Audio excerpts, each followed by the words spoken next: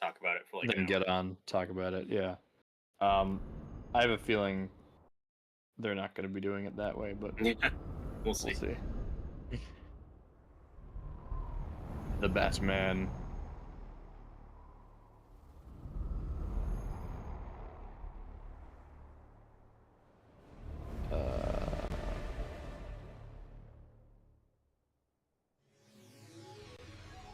Let's Robert get into Wild is some in the origin. chat. He says He tonight's is. forecast, a freeze is coming. Do it in the Arnold voice, you coward. Tonight's forecast, a freeze is coming. Lean it well, for it is the chilling sound of your doom. Actually,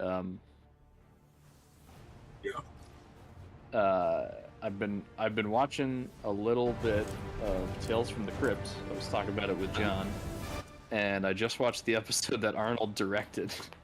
What? He directed an episode of Tales from the Crypt, and he shows up at the beginning intro with the Crypt Keeper. It's really funny. I need a show where Schwarzenegger is Rod Serling type of host, where he shows up and gives a really melodramatic intro, setting the tone. Imagine a world where nothing is as it seems. Yeah, and Noah found it on YouTube, so we're covering that in the near future. Yes, on Haven of Horror, we're. But anyway, we are here for Cold Heart. Are you guys ready for Cold Heart? I am. I've never played this before, but I've seen playthroughs of it. I have not played this, and I don't know. Oh, no, that's not true. I played like the first 5 minutes, and then I didn't finish it for some reason. Oh. So I don't know anything about it. That's Captain Cold. That's Captain Clown. You killed Captain Clown? Yeah, Batman has blood on his hands, even in that show. Mechanical blood. People. Oh, so you're saying they're not real? He's got oil on his hands. That's the foundation Gotham was built on. And I have proudly built Goth Corp on that same foundation. That's why we're called. Oh my god, Bruce, at least shave for the party. No. The stubble looks cooler. He's keeping the stubble even after Origins. This Bruce Wayne doesn't shave. That's why criminals are scared of him. I am blown away by Sure. your support. It's well deserved. You're going to change the world, Ferris. Hey, we'll change it together, right? Carol Ferris? What? Carol Ferris Boyle. What? Yeah. Okay, hold on. So this is not confirmed. It's just I'm reading this. Francis Ford Coppola asked Amazon to develop voice recognition software for Megapolis. It would have allowed moviegoers to ask Adam Driver's character questions during the film. What the fuck? Yes. What? Oh yeah, I heard that there was an interactive portion of it at the premiere. And some people who reviewed it saw it were like, yeah, I don't know how they're gonna change or. Are they gonna do that handle for it so it's really what releases? Yeah. I don't That is know. absurd. I'm sorry, but if your movie cannot be enjoyed at home, you didn't make a good movie. Well, I kind of see the idea behind it. I don't think. I see the idea behind it, but just because there's an idea doesn't mean you should. No, but it's like he's trying to make a theatrical experience, because.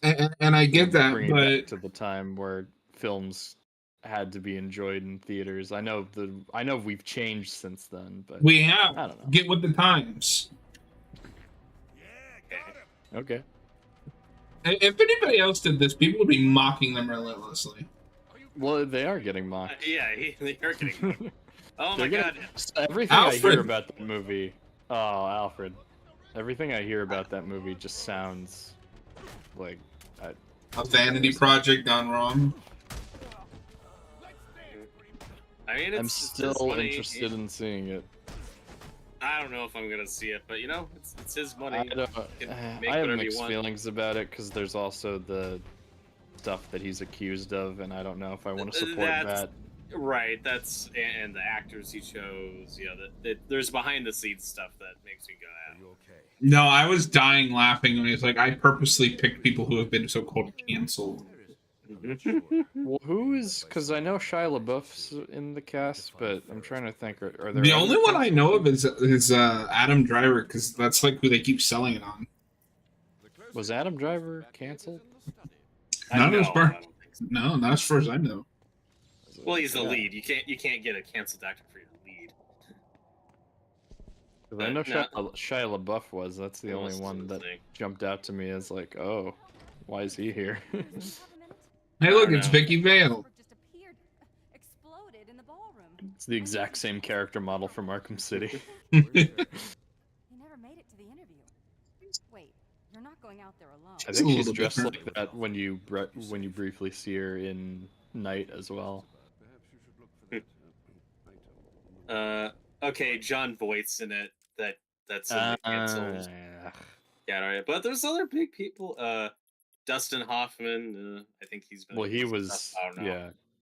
He's yeah. But also Lawrence Fishburne, Aubrey Plaza, like. Okay, I'm a little out of the loop. What did John Voight do?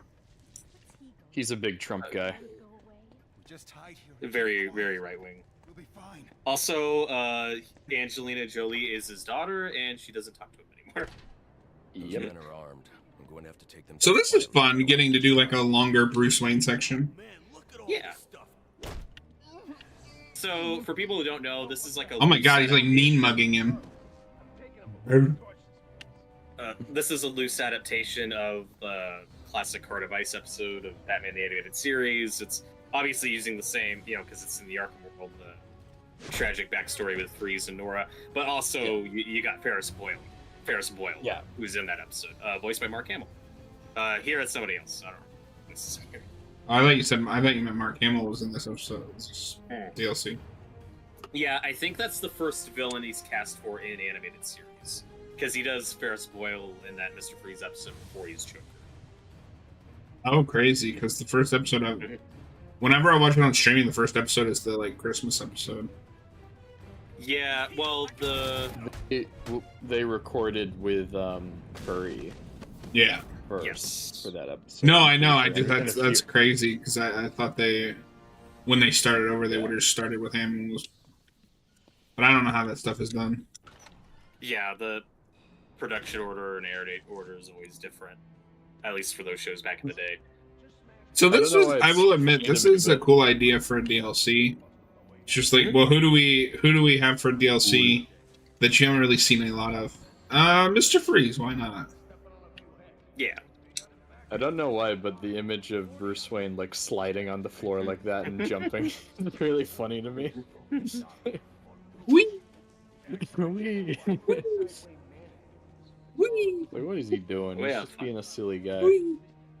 Whee! No, but you're right. It is a very cool idea. Ah. Yeah. Alfred, Oh they my can't see me. I keep rolling. Oh shit! shit. Don't blow your cover. Oh my god, how much wine does Alfred drink?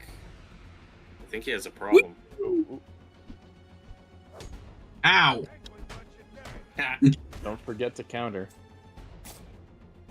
Alfred, I can't fight. Who are these people, Alfred? Alfred, I forgot to press the counter button. So I have Oh played my this God. DLC. I'm glad I did because I played this relatively recently. And it's before my PlayStation 3 died, so Oh. I'm glad I at least got to play this before that Yeah. happened. Ah, your R.I.P. PlayStation to probably your deserved it. PS3. Come out of that cave more than once a week, you'd know that the Batcave entrance is in the wine cellar's tasting room. Because when I first get this game back in 2013, I get the UK version because that had the collector's edition I really wanted. The problem was the game worked, but none of the DLC did. So Oh, no. I went years and years without having access to the DLC, and then I finally just rebought the game like an American copy So- and was able to download all the DLC. And then so I finally played this for the first time just like a year or two ago, and it's Okay, So I'm gonna complain about some game dialogue that's supposed to teach the player. Alfred is like, if you'd leave the cave more, you'd know the entrance to the Batcave is in the wine cellar. You're telling me that Yeah. Bruce Wayne doesn't know where the entrance to the Batcave is? I think that's the like classic contrived exposition and dialogue. Like, as you know. Yeah, I this- know. What if he had said, "As you know," I would have written it off. But it plays more like Bruce is an idiot for not knowing this because he never leaves the cave. I'm like, Yeah, well, okay, so but it's then how even did he get worse. down there? What's your filter Yeah. in that tunnel, sir? It's still Well, it's like he was already on his way down there. I think Alfred's just being a dick. That's true. Yeah, Alfred. I almost fell, Alfred. Alfred, we still need to fix this walkway. If the idea is that there are two different entrances to the Batcave, one that Alfred uses usually, and one that Bruce uses usually, that works a little better because we see No, that I a lot want- in adaptations. I want to watch Alfred take this exact route. Well, and remember, this is just a week after Origins, so the Batcave is still all messed up after Bane's attack. That's why everything's still in shambles. Oh, he said the thing. Suit. There's a new villain. Yay! He's calling himself Mr. Freeze. Mr. Freeze. No, but that whole Um, section in the in Wayne Manor does give me vibes of that Dark Knight scene when the Joker crashes that party. It's kind of a similar kind of Yeah. thing. Whoa. Whoop. Whee. Hey, no. No. Well, Sean, come on. so much for that no death run. Alfred. That doesn't count. It wasn't a game over screen. Alfred. I slid off the edge. Who would pop up to taunt you if you died like that? Alfred? Hopefully Alfred. Alfred must have put my suit back into storage by the computer. Master Wayne, Whoa. you idiot.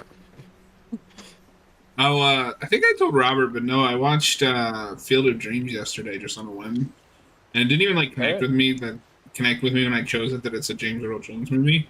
That movie's pretty good. Yeah. Oh yeah. Rest in peace, James Earl Jones. He's great in that movie. I don't have time He's to prep the XE suit for pretty much deployment. great in I'll get everything Alfred to I've seen him finish in. touches. I still haven't seen that. That's just one I need to cross off the list. He's on That's who Netflix. I need to get back to the manor. Adam Arch. All right, everyone, chill. Jill. Jill. What the hell did you say, Robert? Sill? It's a Jill. Adam Arch. I love Field of Dreams. I wouldn't say I loved it. I mean, like I guess I kind of did because I gave it a 4 on Letterboxd, but it was a great movie. The only way back to the manor is on the elevator by the training area. You gotta go to the train. And I think that, so, and then to bring up my previous point, I think that's part of my problem too with that Alfred dialogue. Is this is a game that isn't afraid to have Bruce Wayne constantly repeat things until you do what the game wants you to do. So why didn't they just have him say something? Before you ask, the formula we used for your glue grenades was unstable. Yeah. What was left up They probably should have done it like that. degraded into dust. R.I.P. I the R.I.P. the glue grenades. No. I remember No. the first time I played this game, there's that section in the prison at the beginning of the game, and I didn't know where to go, and Batman just kept saying, I don't have time for this. Yeah. Trying to get me to move. No, it's the worst part of these games. Just like all 4 of them, if you don't immediately go to the objective, he will not shut up. I think there's a part in Arkham City that I also had trouble with where Batman kept going like, this isn't the way to go to Joker. And I'm like, I don't know where to go. Stop yelling at me, Batman. Go the other way. Uh-oh. Alfred, what happened to the If they ever make a real Superman game, one thing they could do is have Jor-El's AI as like the omniscient narrator that talks to you and guides you to do stuff. like in That could Man be of fun. Steel. Yeah. All I'm saying is if they make a Superman game, I needed to end with a fake Kara Zor-El luring Superman into a cave and locking him in there as a cliffhanger. Can you use the shock gloves? Oh, duh. I was gonna say. I was too busy making my Smallville joke. I'm sorry, I forgot to explain it. Yeah, that joke was like solely for Robert, because he's the only one that I know, meanwhile, I'm just watching you run back and forth. but no, that is something that happens in Smallville. Oh my god. Jor-El see that. makes some poor girl think she's Kara Zor-El, What an asshole. and it uses her to lure her into a cave where he's locked up and brainwashed. Well, I'll see that when I finally watch that show. Yeah, I'm excited for you to see it. Probably not for a while, though. You bastard. And that guy's dead. It's just a flesh wound. He's fine. He landed in water, he's fine.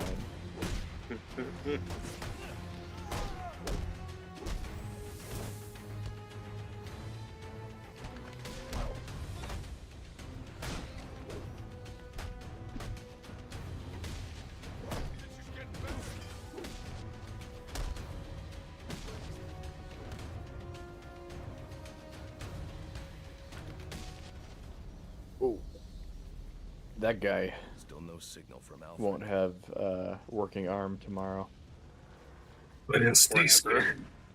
or ever. But he'll stay scared, Alfred.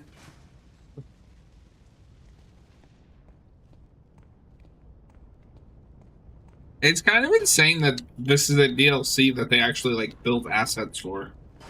Mm-hmm.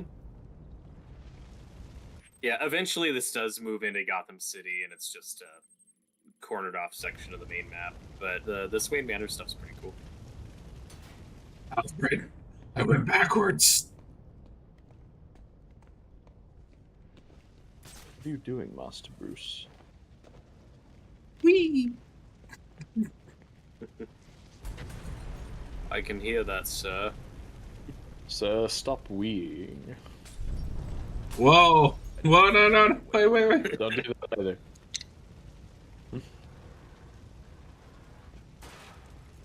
One of these paintings, the name under it is Solomon Moon. It's such a cool name. I feel like that's a regular Batman thing too, because I've definitely heard that before. It's also funny though, because there's like, if you pay attention, there's like 5 paintings, and you just see them over and over again. They're like, yeah, we made it up. Oh. Classic Unreal Engine 3. We love reused assets, folks. Damn it, Alfred. That's my favorite thing about Resident Evil, because they got that almost to a yearly release schedule by reusing a lot of assets. So like, you'll see oh shit. Well, nothing to be done about it now. Go! Go. So you'll find like the same what is it? Bolt cutters, and it's the exact same asset. Or like little yellow boxes that are the exact same from the last game.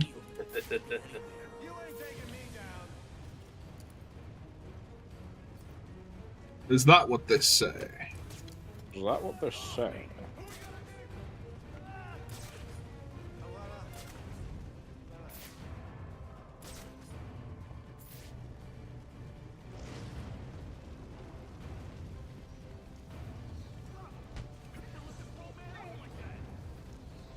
That dude looked right at me.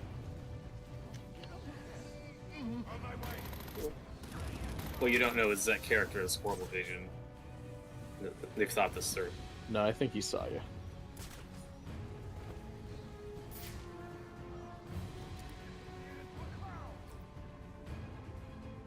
I do wish they would have kept the remote claw for Arkham Knight, because it is such a fun gadget. Mm-hmm.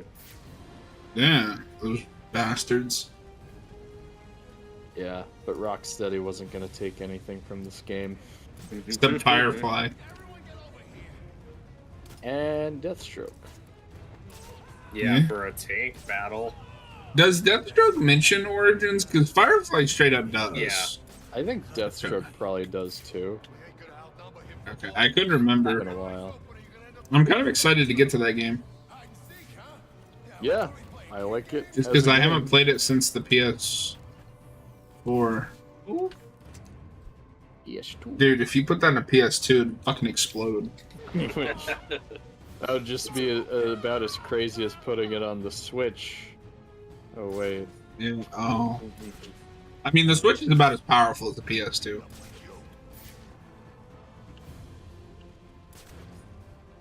That's not true. The PS2 is stronger. Oh. Wow. Won't take this Nintendo hate. No, my favorite was when they announced they were porting The Witcher 3 to Switch. I was like, who in God's name is going to pay for that?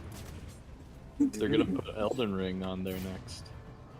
When you already have, you can play that on any other console and have a much better experience. Now, don't kill that hostage.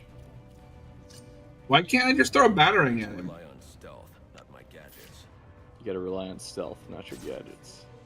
Fuck you, Batman. Apparently.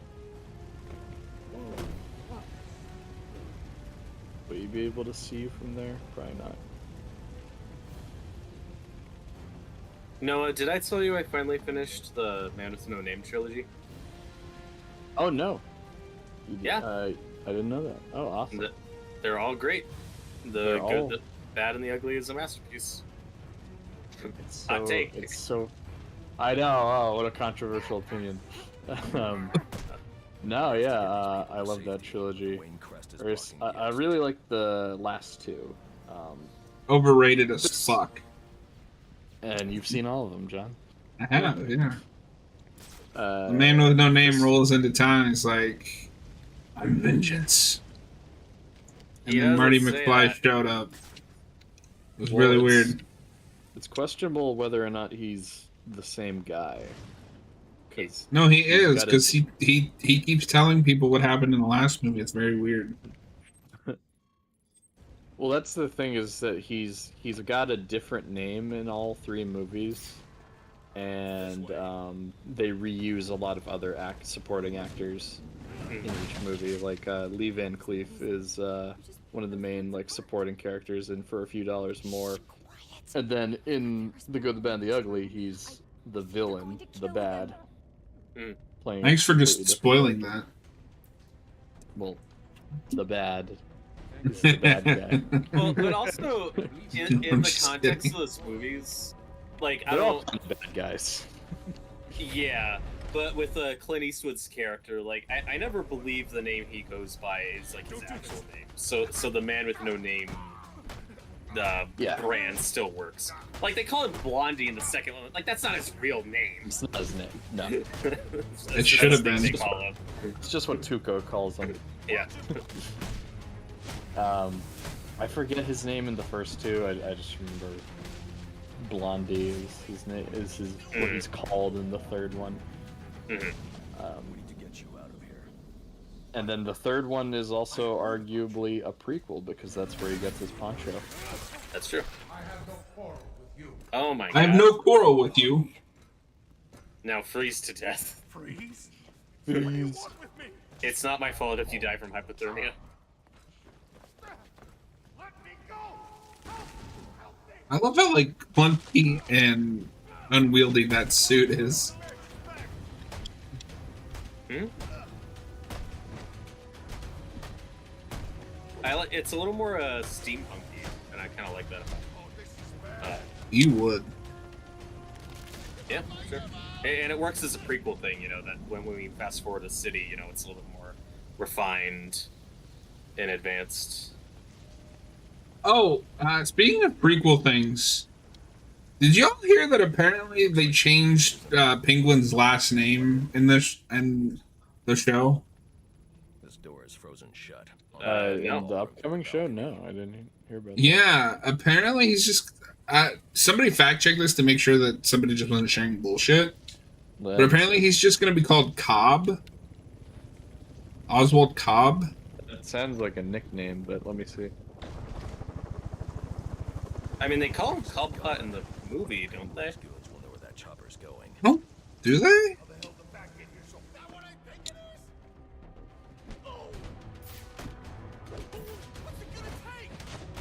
I mean, I know he likes to go by Oz in it, but some other people call him the Penguin.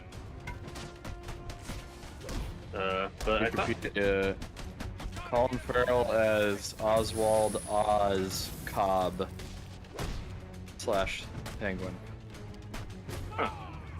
Yeah, and apparently it's to make it sound, I guess, more realistic, which I really don't like. Well, actually, hold on. Because it also, later in the article, it does call him Oswald Cobblepot. I mean, he's credited as Cobblepot in the first movie. So... Yeah, but I mean, they could have, like, that doesn't mean anything, Robert. They could have changed their mind. Mhm. Maybe It could he... also- we'll have to see in the show. I'm thinking maybe he just goes by Oz. He goes by Oz Cobb, maybe to sound better. I don't know. Yeah, like it could be a narrative thing. Yeah, no I mean, idea. maybe. I'm not saying it ruins the show or anything. I didn't need that. Because this article's going by, it's calling him both Cobb and Cobblepot. So, Like, that's one thing that's cool about Penguin is, like, he's proud of his family heritage.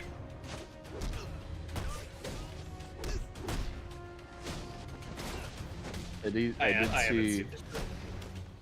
I'm seeing something from Matt Reeves talking about it. Yeah, I mean, like I said, Robert, it's not like a deal breaker. It's just a mild annoyance. But like I said, if it's a narrative thing where he's changed his last name to Cobb because he thinks that sounds cooler or respectable, that's fine. Do you have any idea? Yeah, but it sounds dumb. Sent to the hospital on Christmas Eve. Oz Cobb. Penguin's dealers. He stole Yeah, that makes it great. Freeze gave us. He must know. We were supposed to meet up in South Gotham. You can meet up in the emergency room instead.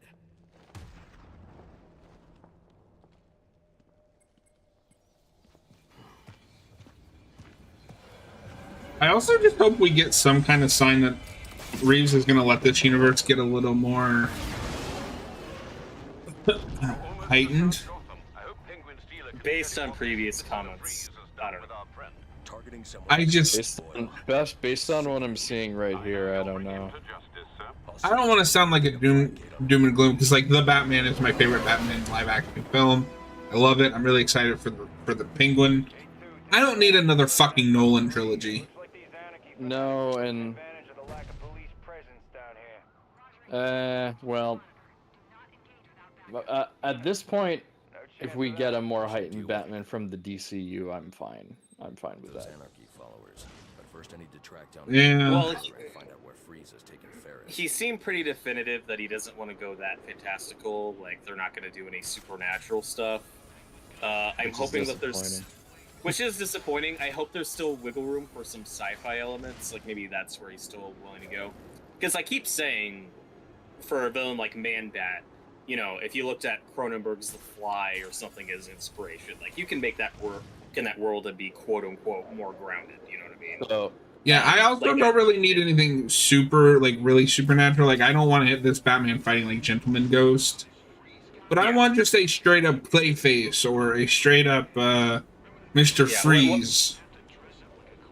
Yeah, like it.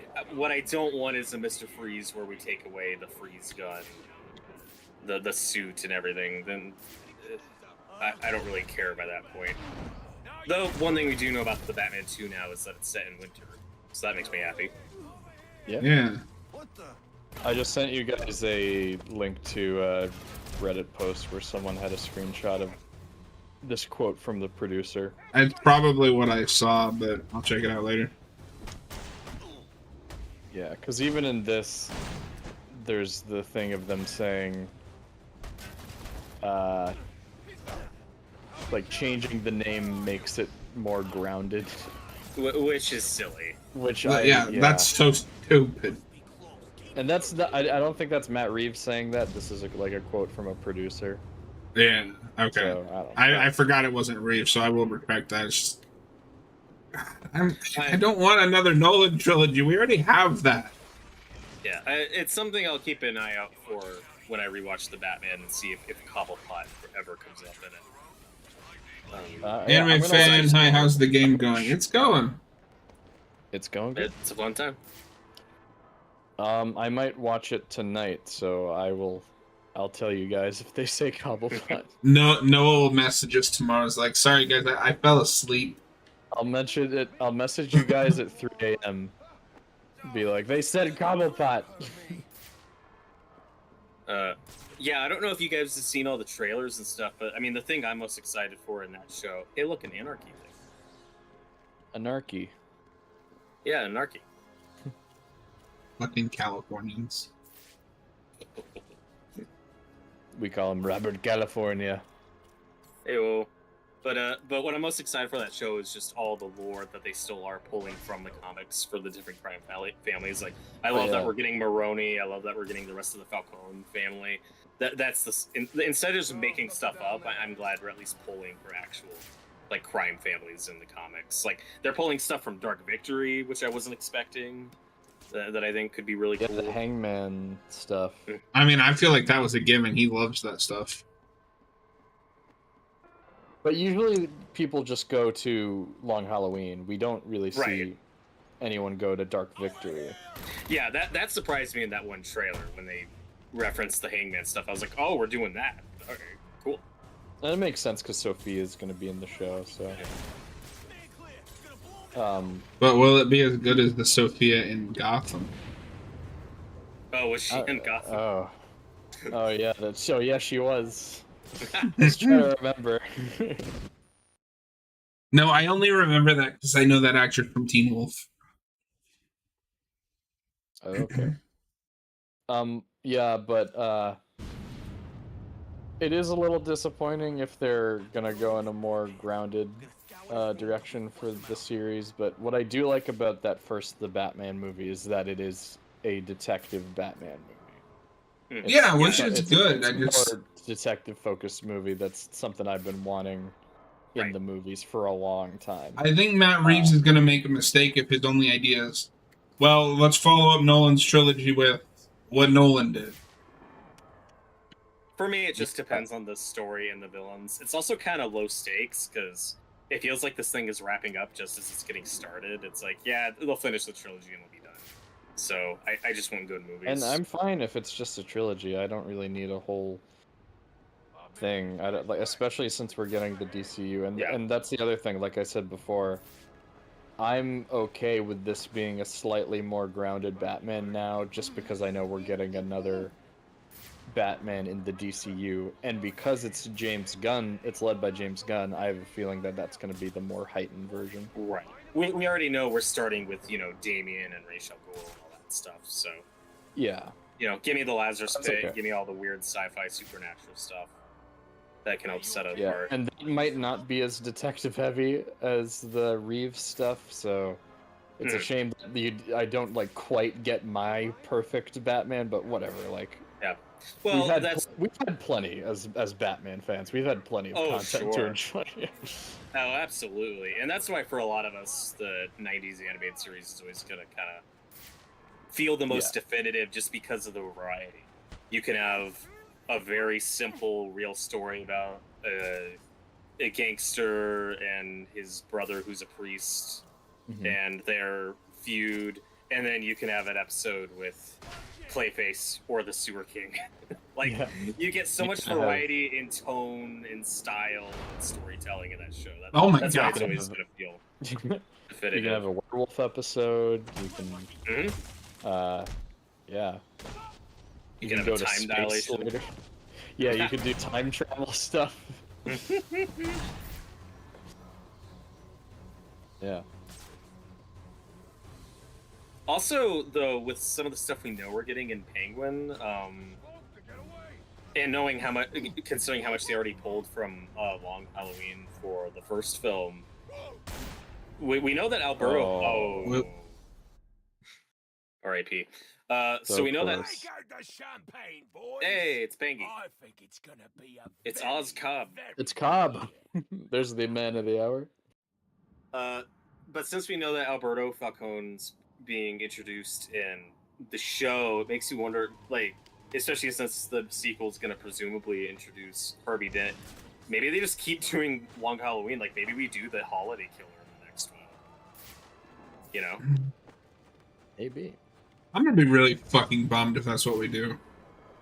I would like to see that story done better. Yeah, also I'm not saying it would be the only thing. You know, the first movie had like 5 villains. Like, that could Right. just be one element of it. Yeah, but there's so many other villains that are waiting to get the big screen treatment. Holiday Yeah, Killer but- is not at the top of my list.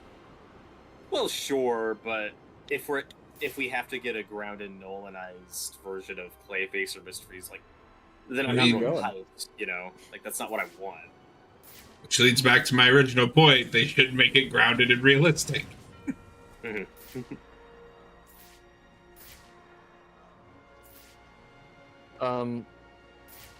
Yeah, I mean, I would love to see them do Two-Face in the sequels. I don't necessarily need them to do the Long Halloween version or even do the Holiday Killer. No, I'm just speculating. And No, I wouldn't I'm even be just- asking I'm for just like saying, 'cause super goofy. Just do the Kid Crusader version of Clayface. Yeah, that'd be great. I'd like to see the big monster guy. I mean, I would too, but I expect that more out of like Guns Universe. Yeah. Guys, he's here. My lucky day. It's my lucky day. I mean, what I'm presuming and what a lot of us would like is just that the second movie sets up Harvey Dent, and then we save all the Two-Face stuff for the third one, you know? To take your time with it and don't rush it. I think that's what we're all hoping for, if you're gonna do Two-Face. Yeah, because I've always wanted to see a trilogy or a series of movies introduce just Harvey and just have him as a supporting character at first, and then slowly build to Two-Face. Yeah, Yeah, Batman I mean- 2 can end with him getting scarred. Yeah, in retrospect, Dark Knight's cliffhanger should have been Harvey getting scarred.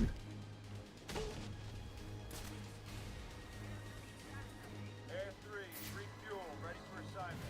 Even though I don't mind their Two-Face stuff, but it's the weaker of the two villains. Yeah.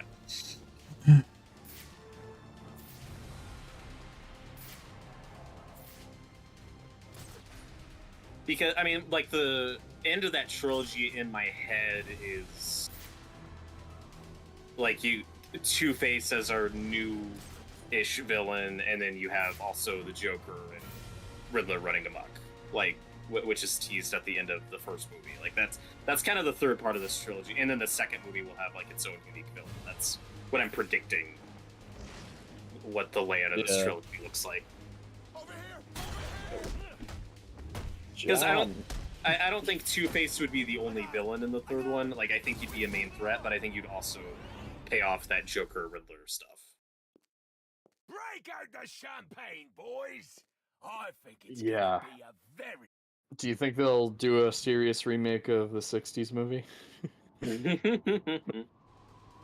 I want that. It could hypothetically Hopefully be not. a whole ensemble plus the Oh, Two-Face. yeah, no fun at all, John.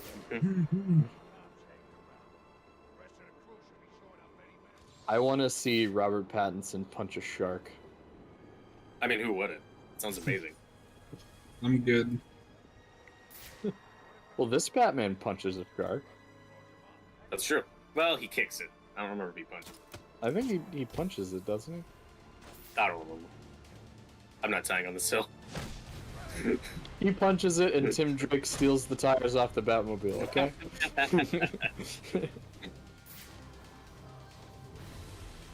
I will die on that hill. That was a wonderful. That I was was- just confused for a minute. I That was was like, embarrassing. I'm standing on what I said. I have found multiple people that reference him stealing the hubcaps off the Batmobile. Well, didn't you go into the episode, John? No, I think I just looked on Reddit. I don't remember though. Shall I do it live? Yeah. I think I actually will. Like, so I'm probably the biggest TNBA fan of the three of us. Like, I've seen those episodes. You're an many NBA times. fan? TNBA. Yeah, and I've always been more of a BTAS fan than TNBA. It's got some great episodes. It's good. Like TNBA is good. I just don't go back to it as often. Mhm. The anime fan wants Pfeiffer, DeVito, Red Carey, and Phoenix to team up to remake the '60s movie. It's always what I've always wanted to see: 70-year-old Catwoman. I don't judge.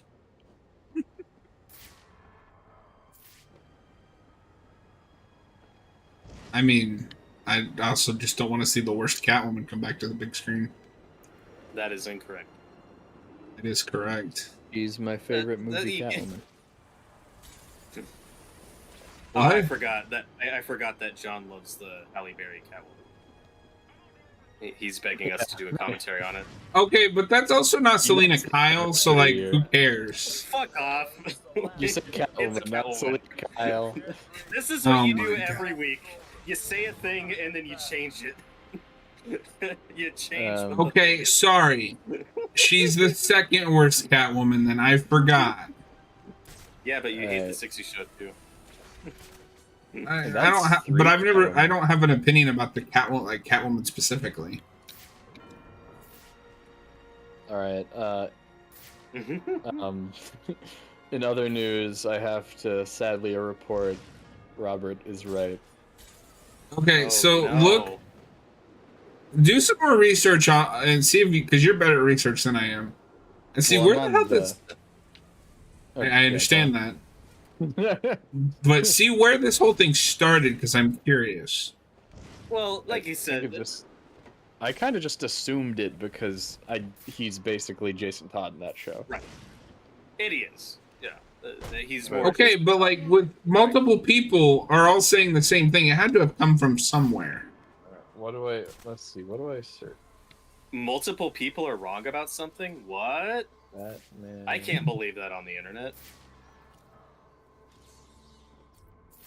I mean, No, like, but usually even when they're wrong, it starts from somewhere. there could be a tie-in comic or something that adds that part of the backstory. I haven't read Yeah, most and of it's- those, so I can't say. If that's the case, then shit.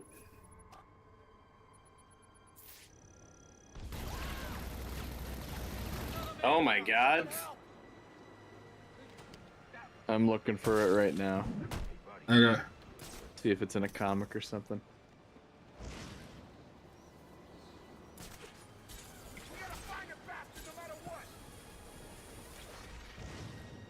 Gotta find the bat. Anime finds the 2000s Catwoman to be a campy relic of the time. I don't remember that movie. I saw it like once and I was like, I don't need to see this again. You're gonna have to. We'll cover it on True. the channel at some point. I'm gonna make you and Noah do that by yourself. That's not how this wicks. Yeah, you two would be lost without me. That's true.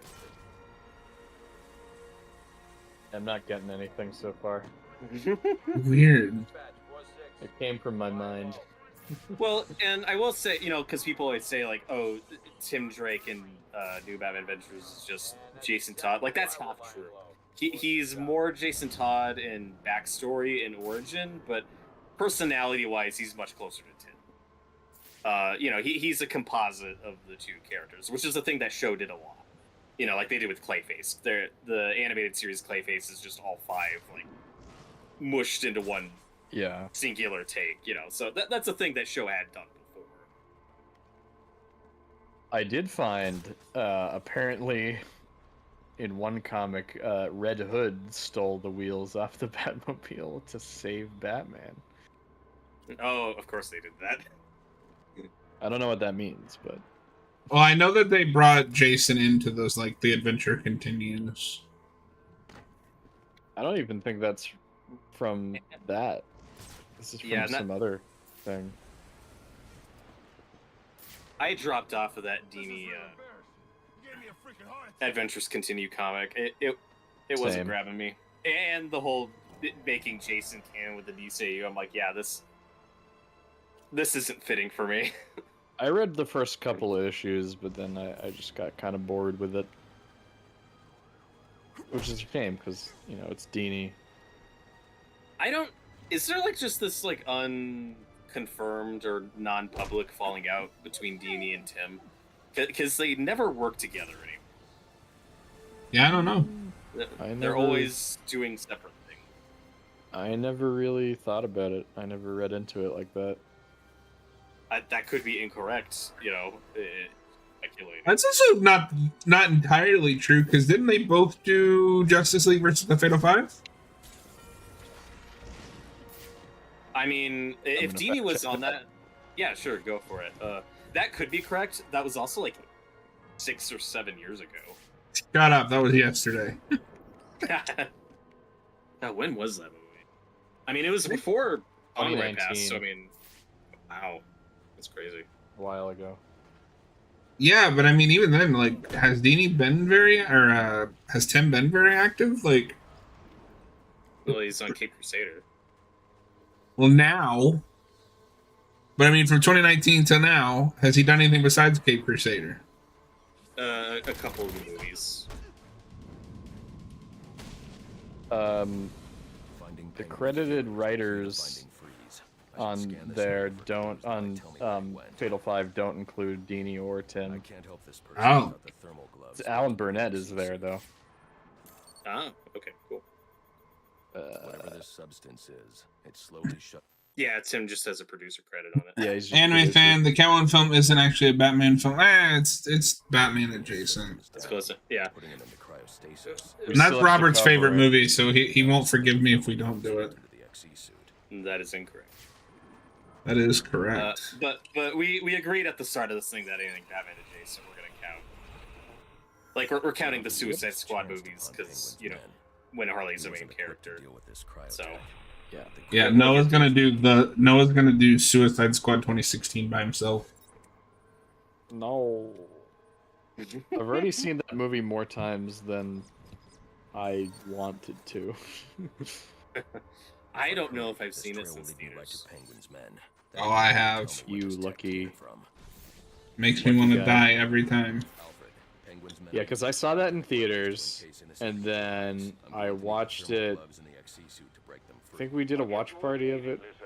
We did. Or, no, we did, but then for some reason I watched it again before the Suicide Squad. Oh. I don't know why I did, and then I showed it to one of my friends to make them suffer. So I've seen that movie like 5 times. Oh my god. And all the theatrical I think I I've was never wrong. seen It's not Robert's favorite movie, it's Noah's favorite movie. A Suicide Squad, I guess. Yeah, your 2 favorite movies are Nightmare on Elm Street 2010 and Suicide Squad 2016. It's very strange. I guess. Noah even threatened know. to blow up a hospital if we didn't do that Nightmare commentary. No, you I don't can't say even- that. I don't No. even know. Yeah, don't accuse me You of can't that. say that on YouTube. For legal purposes, that was a joke. Yeah.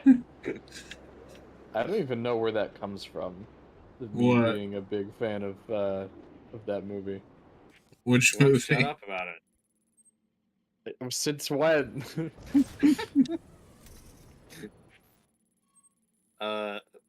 Speaking of Suicide Squad, can we even say that? Or sorry, Unalive Squad. Unalive Squad. How do you guys feel about Jared Leto being offered the role of Skeletor in the Masters of the Universe movie?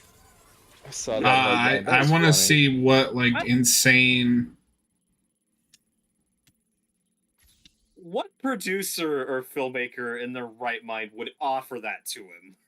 Like, I don't What think are you that's doing? actually. I also don't think that's actually gonna happen. There's no. way. he keeps getting work.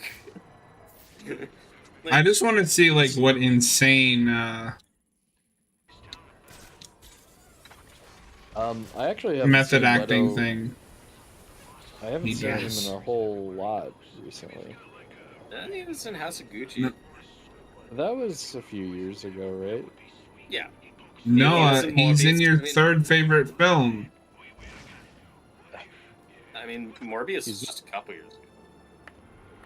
Yeah. Oh yeah, Morbius. No, you've seen that That's- movie like 100 times. How do you not know It's that? like a lifetime ago. But between his antics on Unalive Squad and Once Alfred has the Morbius, XE suit prepped, I'll be able to come who would back want to later work this with that week. guy? When we do the Suicide Squad video, are we gonna have to title it Unalive Squad? No. We should, just to be funny. Censored Suicide Squad. What are we, Hey, some look, kind of unalive squad? Look, it's anarchy. Go back. Robert, I'm trying to follow this goddamn Jesus Christmas jumping shit. Jumpin' Jehoshaphat. Yeah, he's trying to do the trademark follow a trail. Every Arkham game has one of these. I hate this part of the game. Whoa. It is one of the more boringer parts. One of the most boringest. Only to the uninitiated.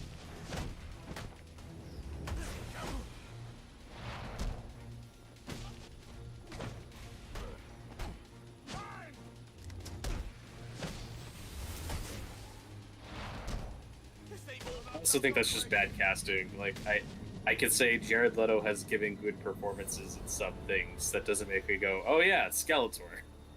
I mean, why? He's a villain in real life. That's true. I just want to see what insane method acting thing he's gonna do. Hopefully he just like decides to rip his That's the way face he off. came. That's the way Yes. he came.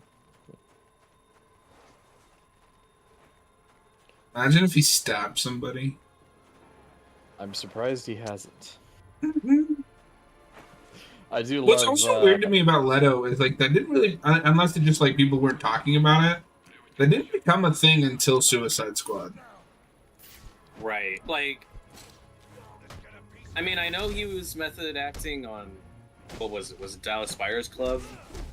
That he won his... That's the one the Oscar. Yeah, the one he won the Oscar for. By accounts that I know, like, he wasn't a jerk on that movie. He wasn't difficult to work with, at least as far as I know. He wasn't... He's not Joaquin Phoenix. I just think maybe with Joker it got to an absurd level. Because Yeah, and that's that's when just- he was like sending rats and condoms to people. Mhm. I don't know what he Like was the doing on Joker would Dallas do. Buyers Club. Oh yeah, the Joker would do that.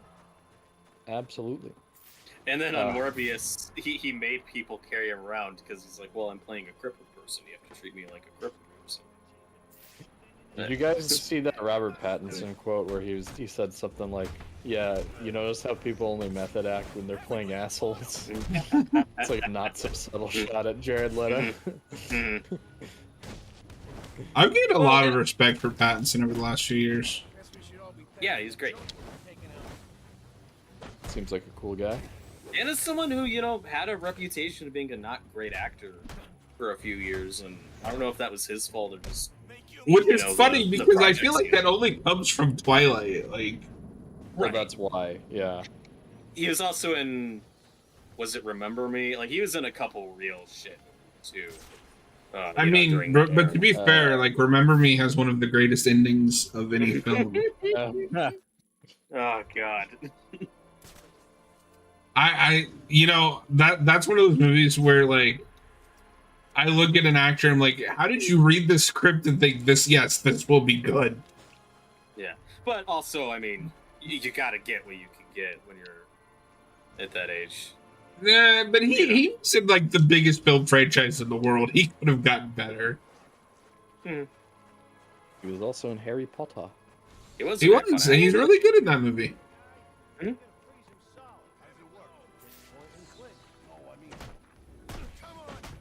Yeah, And it wasn't until The Lighthouse came out were with most people, with me, and I think with most people, that I realized, oh wait, no, this guy's actually a really good actor. That's definitely the movie that won me over because, like, when he was announced, I was like, I'm not one of those who's like, oh, you know, this is gonna be like the worst thing ever. He was in Twilight, but I was like, him? Yeah. No, it was that and Good Time. Good Time, yeah. Which is I a didn't great see movie. that until after. It's a decent movie. He's giving a great performance though. Well, Yeah. yeah, the Lighthouse was a big thing that kind of made him popular again. People were like, oh, he can act, unless you ask Grace Randolph, because her reaction to him in Lighthouse was, I still don't see him as Batman. It's like, no one is saying he's gonna give that performance as Batman. What people are saying is he has range as an actor. He's an actor. You shouldn't watch The Lighthouse and think, oh, this is gonna be this guy's Batman performance. Fucking idiot. But Grace Randolph notoriously has really good takes. It doesn't make sense. Yeah, I don't understand why people keep giving her attention. There's got to be more to this. No, yeah, I didn't see Good Time until after I saw The Lighthouse as well, but I think Good Time was the one where most people started to turn and realize, oh no, he's actually a good actor. But then for me, it was The Lighthouse, because I saw that in theaters first. The Lighthouse is peak. Cool. Yeah. That's a great looking 4K too. It's my favorite Eggers movie. I think it's mine. I don't know. I literally cannot pick between that and the Vivitch. It's either that or The Vivitch. The Northman's good, but I am sorry to say I did not like the Northman voice. oh, what you dislike it? I didn't dislike it, but I didn't really like it either. I was like, oh yeah, that was the film that I watched. You thought it was just okay? I like the movie. Yeah, it was mostly just indifference. It looks gorgeous. It's very violent. It's just Viking Conan. Yeah. I thought it was good. Also, John, like, you're not a fantasy guy. Yeah, exactly. Yeah, that's probably part of it. I Fantasy really is like bullshit. No, I really like The Northman. It's a great movie, but I just prefer horror. I don't know. He's really good at it. He's my second favorite modern horror director. I'm looking forward to Nosferatu. It's my most anticipated movie of the year. It's gonna be good. Me and my friend are gonna be the only people in the theater on Christmas to watch it. Yeah, I don't know about putting that out on Christmas Day. Feels like they're kind of sending that movie out to die. But Why is that not? Why is that coming out in December and Terrifier 3 is coming out in October? Yeah, because reasons. Noah, are you ready to do the blind commentary on Terrifier 3? Well, we should see that soon, right? Oh, you mean do the blind commentary on 2? Yeah, sorry, on 2. God damn it. Yeah, I was gonna say yeah, because 3's coming out pretty like in a few weeks, right? Yeah. I should talk to that security guard. So we should probably do that soon. We should. Yeah, we'll find a day to do. After Pearl. Well, do we want to just do that Terrifier 2 commentary next Sunday instead of a Batman stream? I'm down. Sure. That would give us a break between games. It would, or did we want to get back to Dark Tomorrow next Sunday if Austin's available? I don't want to play Dark Tomorrow, goddammit. You have to. You're so You close have to finish finishing the it. story. Yeah. You can't start something and not finish it, god damn it. That's not what Batman would do. What's up, Tyler? Hey, Tyler. I was also Noah's just thinking gonna cook you again, Tyler. You better watch out. I was also just thinking since Terrifier 2 is like a 3-hour movie, Sunday would be a good time for that. Yeah, Oh, we could that's do that true. next. Forget about the runtime. That's the thing, though. On Sunday, How'd you do that? I got Mr. Boyle? I gotta go. I gotta go pick They're someone heading to the up. propellant research wing. Is this an excuse or is this real? Do you have This the is- knowledge to this? Well, No, so I think you should tell your friend to go fuck themselves. My boss does. I kind You of have to watch. You have to watch an evil clown I'll make torture sure you manage people. your boss. Get yourself to safety. Noah, did you see that review I posted of Terrifier 2 in the memes chat? No. Or no, I think I did. Hold on. It was the IGN one, right? No, that was something else. Go to the meme chat and look for the Variety. I did see this, yes. My boss Encourages to Uh, view its victims the way Nazis viewed theirs. As I love it. gruesome fodder for experiment and pain.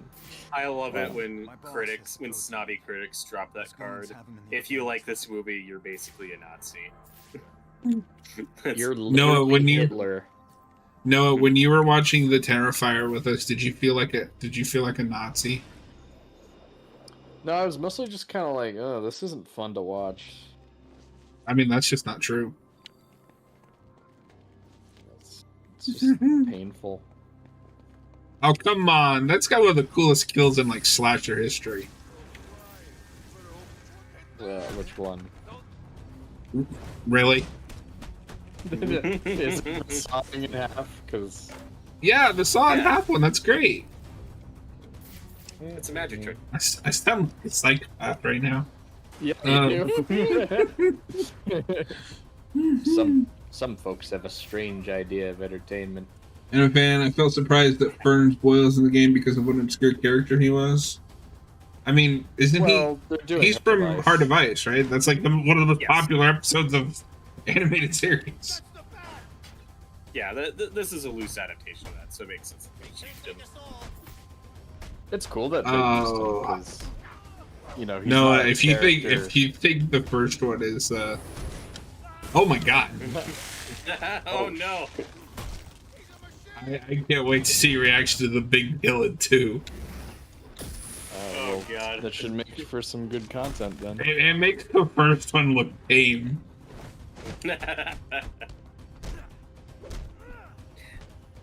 It's also just so over the top. Like, it's got its. Yeah, I mean that's my thing with both of them. Like, I don't know how anybody takes that seriously. The first one didn't feel that over the top to me. From what I remember, that did try to take itself seriously. It's an evil clown that smears shit on the wall and then goes around killing people. That is not taking itself seriously. It felt presented in a way where it's like, this is a scary horror movie. Maybe I'm misremembering it, but whatever. No, it just doesn't like when people are sawed in half. I don't know why you do.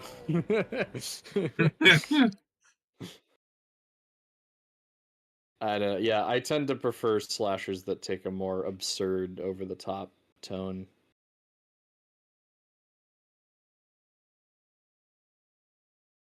If 2 is like that, then that's fine. I should have fun with that. What is going on with? Oh What's yeah, up? this is like frozen. Oh wait. Oh, but it's showing up okay on the stream. Why? can't Technical these- difficulties, everybody. Well, it's just weird because like it looks like it's showing up okay on the stream. I just can't see anything on Yeah. OBS. Oh, but yeah, but people on YouTube can see it, I think. Yeah, maybe I just shouldn't bother mess with it.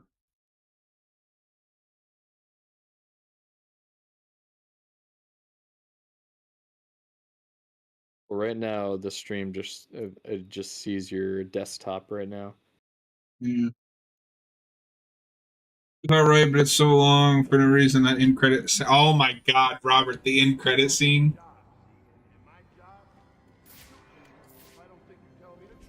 I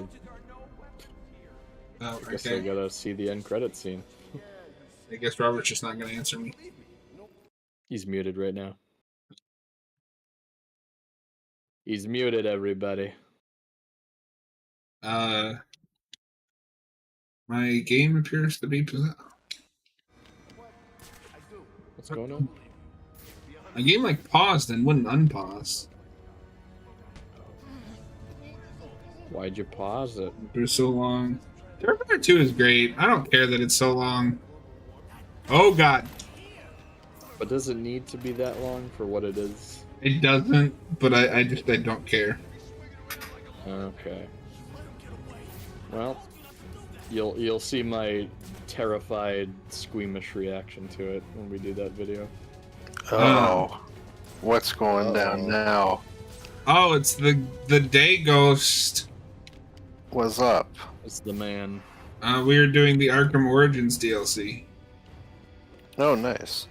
Well, Yeah, now that how's he's that here, we going? have to stop and boot up Dark Tomorrow. That is correct. That is not happening. Whoa. Oh, come on, Judd. John's I'm too gonna- scared to ask me when I'm around on Sundays because he doesn't want to have to play that again. But we're gonna finish it. We gotta finish No, it I know you've been Thursday. busier than normal lately, so I didn't want to bother you. Yeah, bastard. Okay. Ah, you bastard. Oh, yeah, bastard. Yeah. What are you doing? Oh, Jesus. Oh, Jesus. What are you up to tonight, Austin? Nothing much. I got some paperwork, like filing to do for work, so I was like, oh, I'll pop in, hang out with you guys while I'm doing that. I just love that every time I talk to you, you're doing paperwork now. Well, that's because I have to do a lot of paperwork. You didn't file your paperwork, Wazowski. Oh, Mike Wazowski. Yeah, you going to paperwork. When you go into work, do you have to talk to someone who talks like that? Yeah. Austin, you didn't file your paperwork. And she's a big fat slimy lady, too. I'll be watching you. I'm gonna slime you, Venkman. Ew. Oh.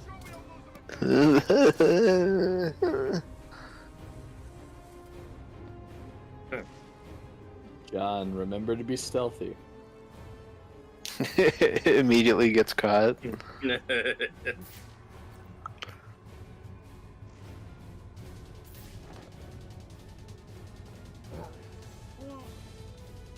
I better not turn around. Oh, thank God. Batman walks in the room, he's like, he's behind me, isn't he? And he's right behind me.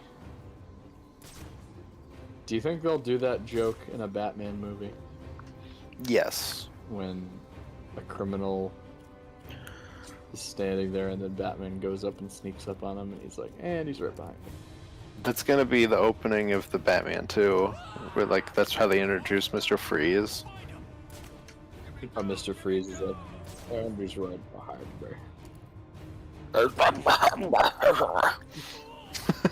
And he's right behind me, isn't he?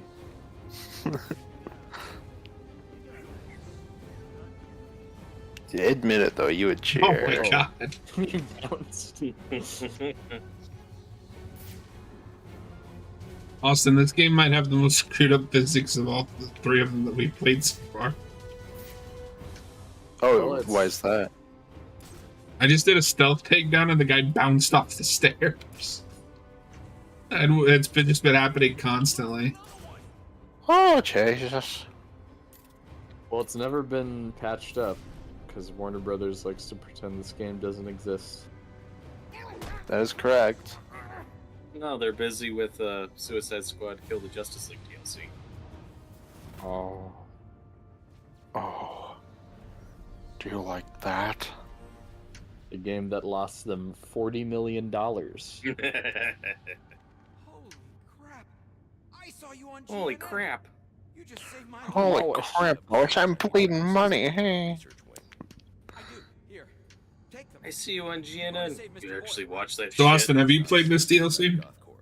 You need to get out of here. Don't worry. No. I won't be hanging around. And So the only one who's played it is Robert. not just for me. Correct. For Gotham. It's pretty fun. I'd like to play it sometime if I get a version of this game that isn't a buggy mess.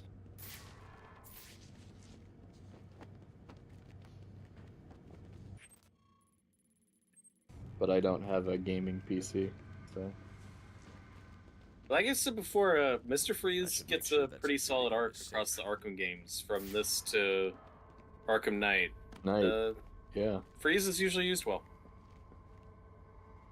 Yeah, I really like what the Mr. Freeze stuff in that DLC is probably my favorite of that stuff in Knight. The DLC stuff is some of the best story stuff in that game, just because it's little standalone Batman adventures. Go on. Yeah, the Croc one's not bad. I just hate the design. Well, yeah, I'm just talking about the story. Sure. It's not bad. The Mad Hatter one's just kind of like another fun Hatter one. The Raish one is weird. I don't know. It's got that choice in it at the end.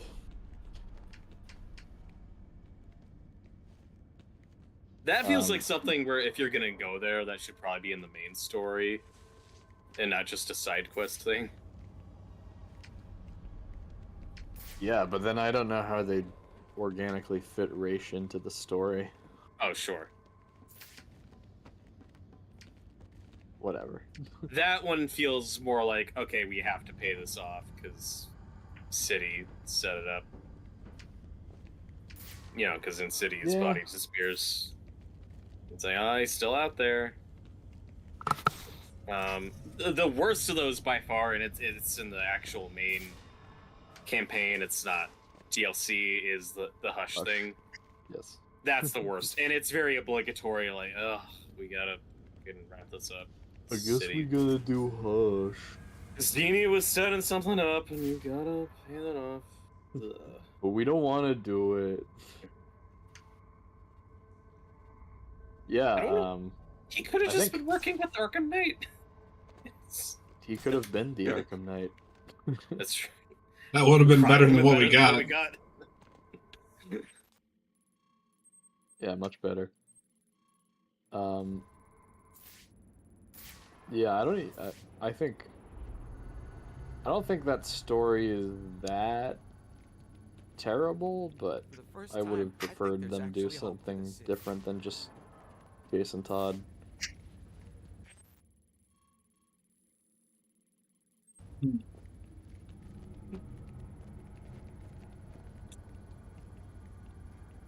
Remember when they said, oh no, we swear it's an original villain.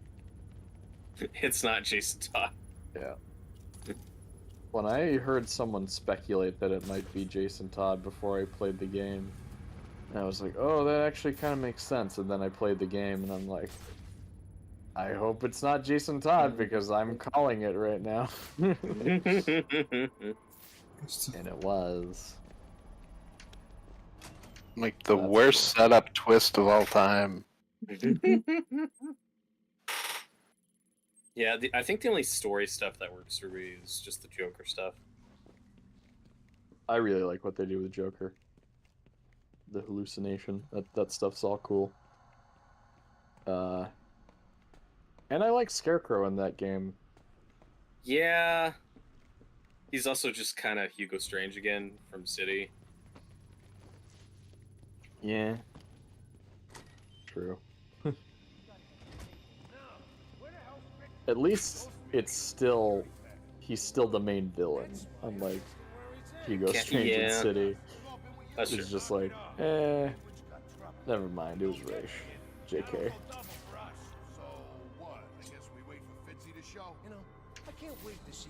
I wish it was specifically said like that, too. JK, it's Raish. JK Batman, it was me. Detective JK. I'm RTFLOLing Batman because you didn't see it coming. I was frozen today. I was frozen today. Got frozen. I was wondering though, because I know that we want to do Arkham Origins Blackgate after this. We do. Do we want to go right into that, or do we want to take another break and do something else just to Just to add some variety, like we could do either the next Telltale game or the next Lego game, or We can do another something retro else. thing. If you Fine. want, yeah. Dark Austin, tomorrow. Or tomorrow. yeah. Anything but Austin, dark tomorrow. Austin, do you know if you'll be available next Sunday? Robert, we're doing Terrifier next Sunday. He's locked in. He's like, we're Yeah. not doing that game. I might be around. I don't really know. For some reason, John doesn't want to get back to Doctor. Yeah, I thought you were having so much fun with that game. No. Yeah, but you've got an Xbox. Austin, if you want to play it so damn bad, why don't you play it yourself? Because I don't have the ability to. Sounds like a You skill do. issue. And it's literally no, it's not a skill issue. It's called I don't have like a computer to run it. But watching you do it is the only way you'll be able to get through it. Plus, you're so close to the end, apparently. Yeah, and you like couldn't walk through one street, and I was like, "Watch, I bet I can figure out how to do it." 5 seconds into that, we got it. We also were stuck in a glitch. You weren't though. You just were going the wrong way. Those goons have him in the organics lab. Could have been both. That game is pretty buggy. Because you just weren't going the. If you actually went through the way, it would have been fine. Uh-huh. If you knew It's the true. Anime fans That's are where it is really- a skill issue. He says that we could play, or we should play Dark tomorrow as often as we can. I agree with that. Yeah. He's the only one who gets it.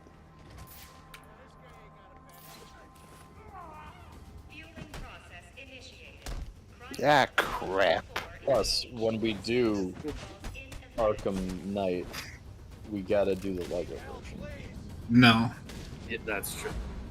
I'm You putting are my a thief foot of down on joy. that. I don't give a You fuck. say I don't like fun. Wait, what is it you're refusing to do now? He doesn't want to play the Lego mod for Arkham Knight. Oh, come on With- now. It's Get like outta the only here. way to play the game. Yeah. Hey, we can do it for one stream because we change the bat suit every stream. Think about it. Yay! That's at least progress. That's literally code for John's like fun. I don't like fun. Okay. I must stop fun from coming. Wow.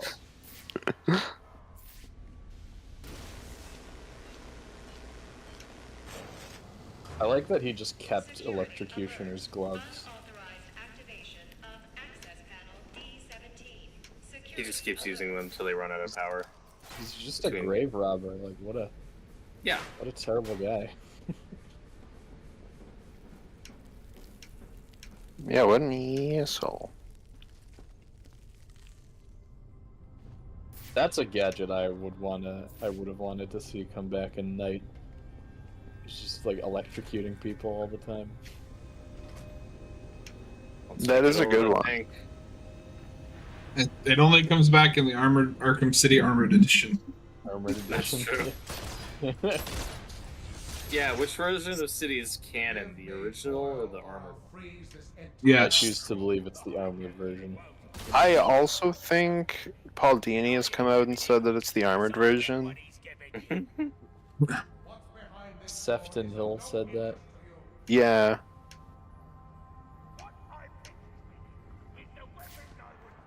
It's cool that like City has Freeze the and armored version. Penguin are having a standoff given Arkham City. Yeah. Foreshadowing. Oh my god. You jumped into a cutscene. We jumped into a pre-rendered cutscene. Holy crap. And all of it's like 720p glory.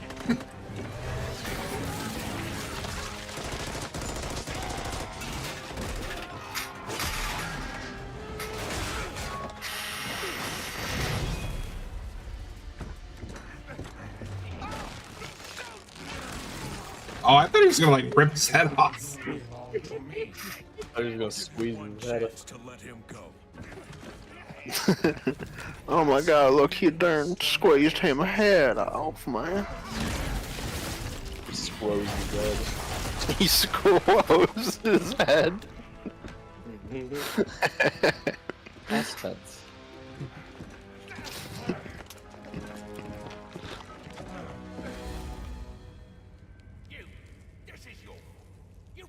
And now Pangy's frozen for the rest of the DLC. Hey. This is where he got the idea for the Iceberg Lounge. Heyo. That ice is the only thing saving you from getting the beat. Oh my god, Batman, you alright? He desperately needs that suit. He should be like stuttering all of his lines. You're trash, Cobblepot. You're a No. virgin. You're gonna die alone. No, it's not Cobblepot anymore. It's Cobb. Oh, it's Cobb. You're right. Oh my god, that's a lot of frost. Men decide to relocate. He looks like the winter Batman action figure. It's pretty fun. He's like, imagine if you could change your costumes mid-game, like in the Lego games. We have to go to like these stations. So like this Batman jumps in and he's like Ice Batman now.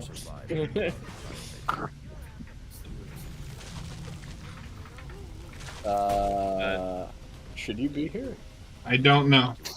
I don't think you should be here. Yeah, man, you're not allowed to enter this area. You gotta go I can't see. Up the stairs, John. I can't see the stairs. Oh no. Bruce Wayne, you gotta go upstairs. Alfred, I couldn't see the stairs. Why do we fall, Master Bruce? So we can find the stairs to climb back up. Why do we turn into an icicle, Master Bruce? So we can learn to fly ourselves.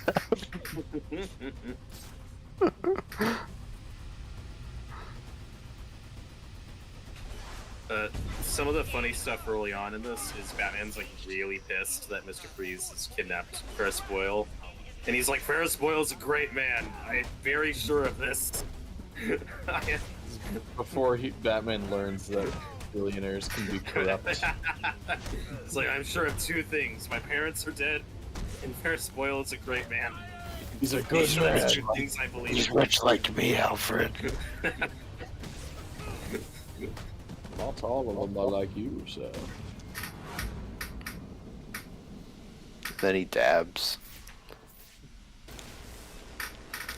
That would be if this game came out in like 20.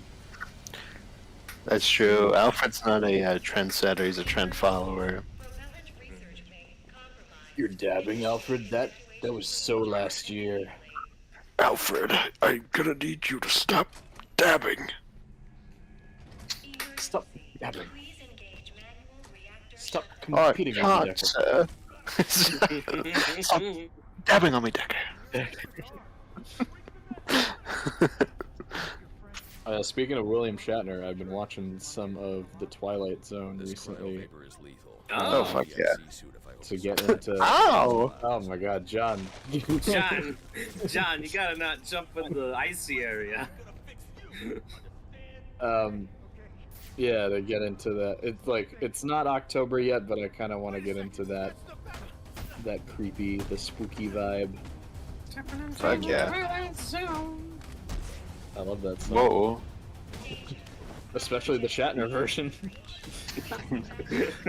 Help, I've fallen into the Twilight Zone. This is a madhouse. Feels like something's wrong. When the bullet hits the bone. No, I love the Twilight Zone. It's one of the greatest shows of all time.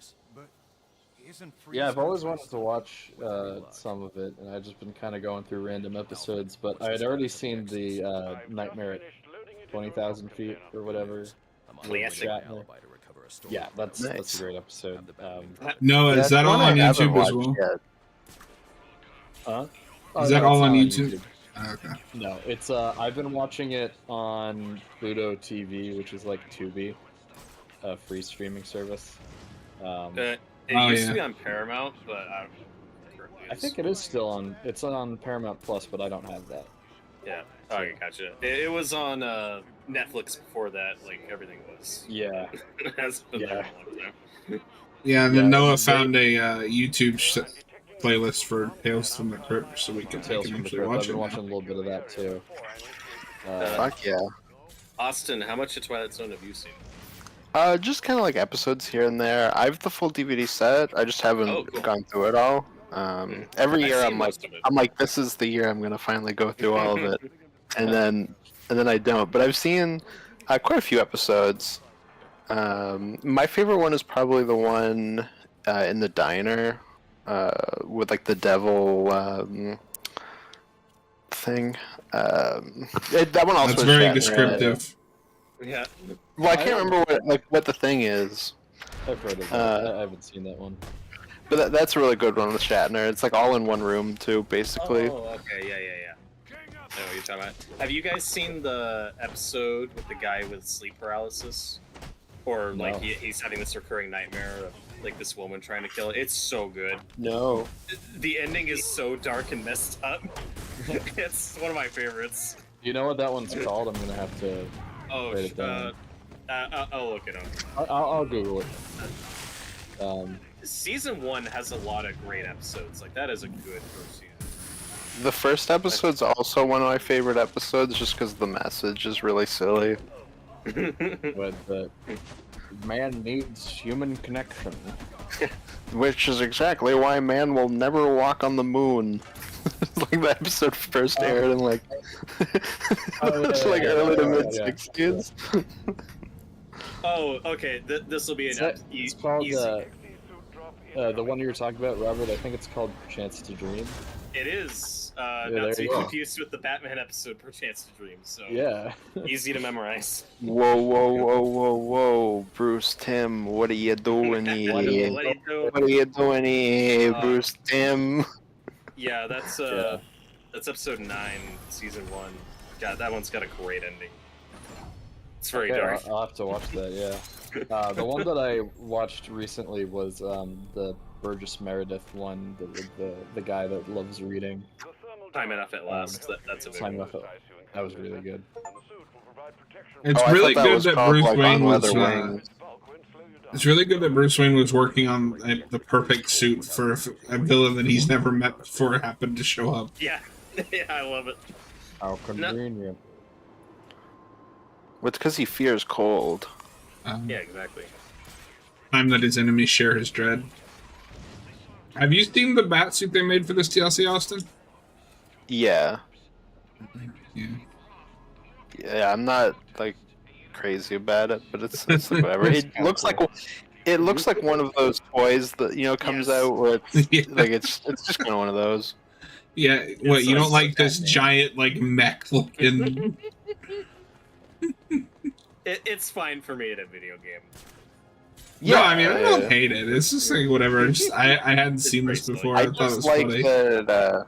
I just like that canonically Batman always needs some sort of special suit when Mr. Freeze shows up in both movies and video games. Mhm. Well, he needs a suit for each villain.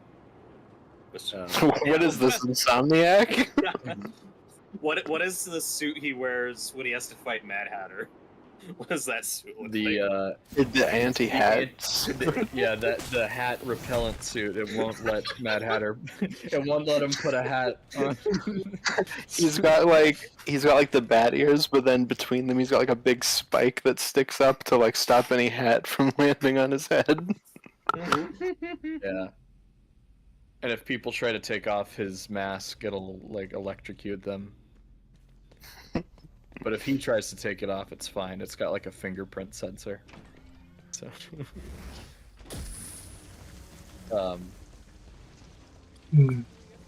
But yeah, I was saying earlier. I was talking about this earlier, but I also have been watching through little bit of Tales from the Crypt, and I watched the episode that Arnold Schwarzenegger directed. Yeah, where he's hanging out with the Crypt Keeper. Yeah, that was really funny. Because there's that intro where he's like lifting weights with a bone, and he's like, "Come on, pump it up." I was saying, man. I was saying earlier, I really need a serious anthology show where Schwarzenegger's the host who presents every episode. Yes. And does the opening dramatic monologue. Imagine the world. He has to be the Rod Serling. Imagine if you will. What is that phrase he keeps saying in Genesis that he like can't pronounce? Oh, cellular. Yeah, that has to be like part of that speech where it's like, imagine the world where you are different on the cellular level. The world that operates on the cellular level. And he has to say turbo. Speaking of the Tales from the Crypt, do you guys remember when M. Night Shyamalan was going to remake that? I did hear something about that, yeah. I don't... That's not the guy you get to do that. I mean, that also didn't happen. You know what did happen? Austin's favorite Twilight. Jordan Peele Twilight Zone. Yeah. I've never seen that, but that is apparently it's really Austin's bad. favorite. I watched the pilot. It had good stuff in it, but it wasn't good enough for me to keep watching. It was very flawed. I'll survive. But it's also, I mean, there have been a few Twilight Zone shows. I've only really watched the original. I've never checked out the 80s one or 2000 The one. 80s one, that's hosted by someone. I forget. Yes, it was. I would hope You know, it's hosted by like a big actor, is what I'm trying to say. Yeah, wasn't the there, 80s had a different host. wasn't there a 90s one? Or maybe I just saw reruns of the 80s one.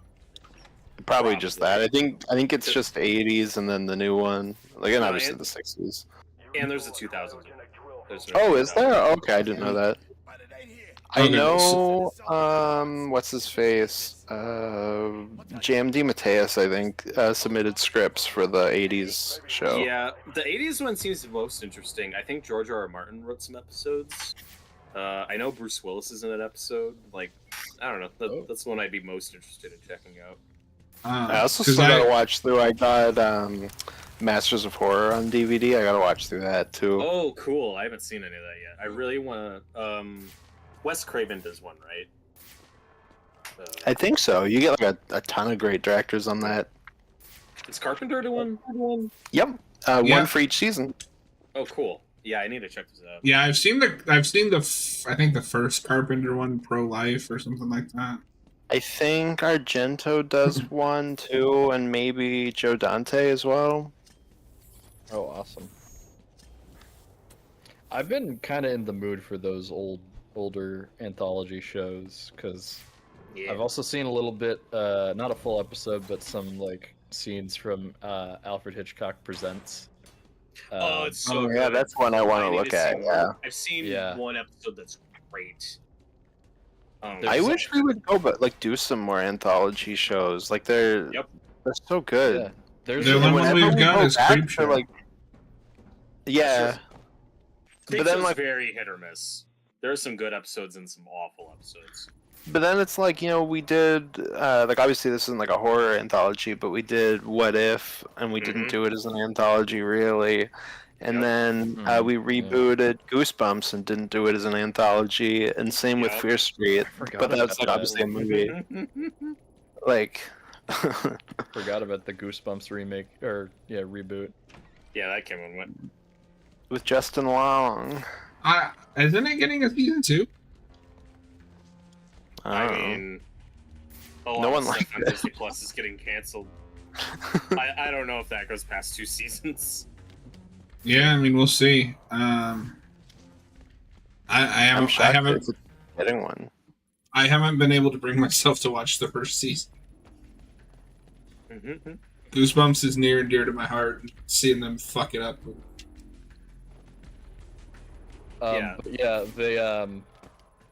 think it's also Pluto TV. It might be something else that has a 24/7 Alfred Hitchcock Presents channel, and I just kind of had it on the back in the background while I was doing other stuff, and I was half paying attention. But in 2 separate episodes, there's like a scene when they introduce a female character in that where it's like focusing on her legs.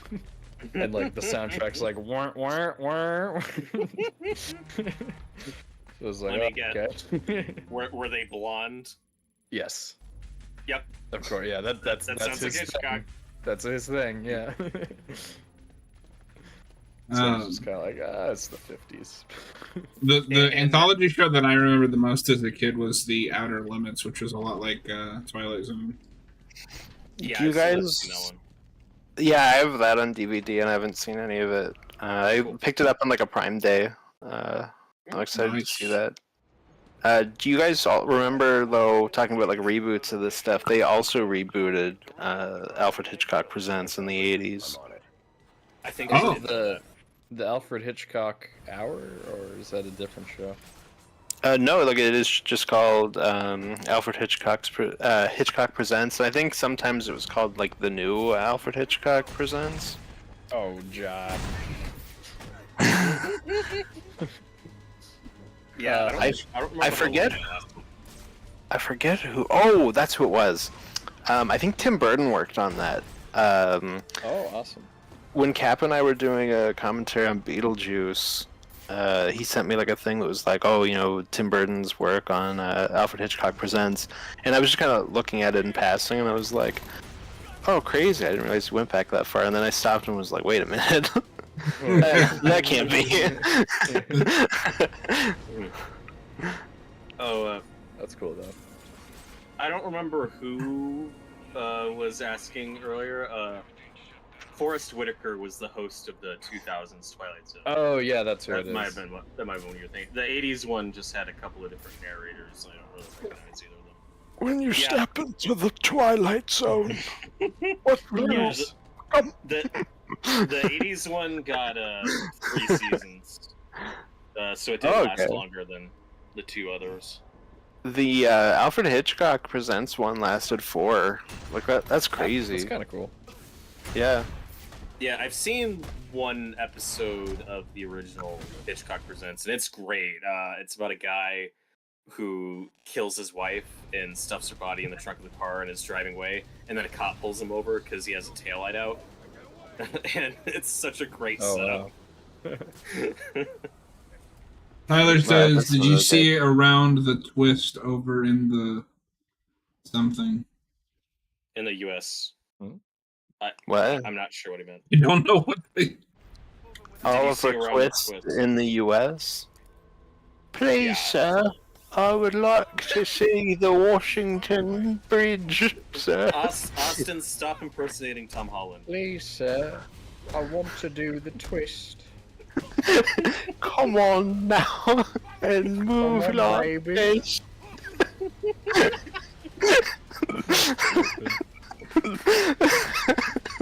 I mean, that is really stupid, but it is really funny at the same time.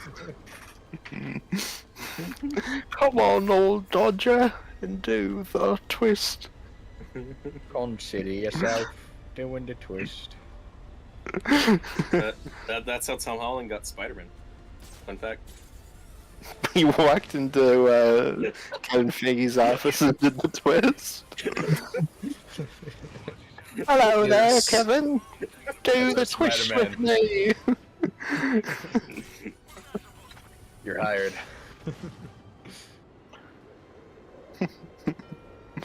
And then it's like the first day of shooting on Civil War. He's in the Spider-Man costume and he's doing the twist.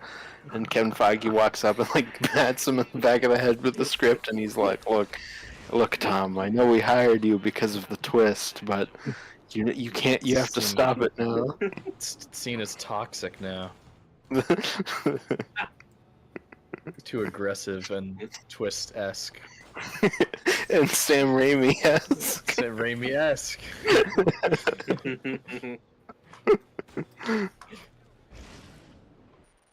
Around the Twist in this Australian TV show that's like Goosebumps. I mean, no, we. How would we have seen that? Around the twist. I've never heard of it. A perimeter create.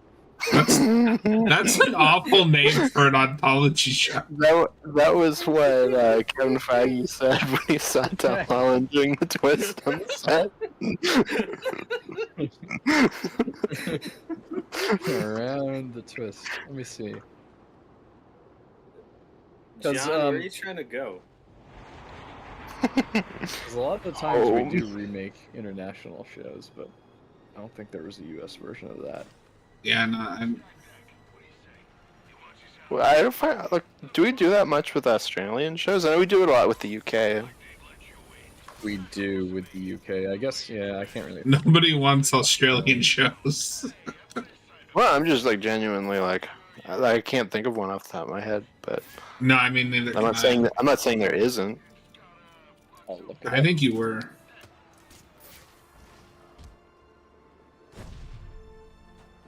We remake Crocodile Dundee as like Bald Eagle McGee.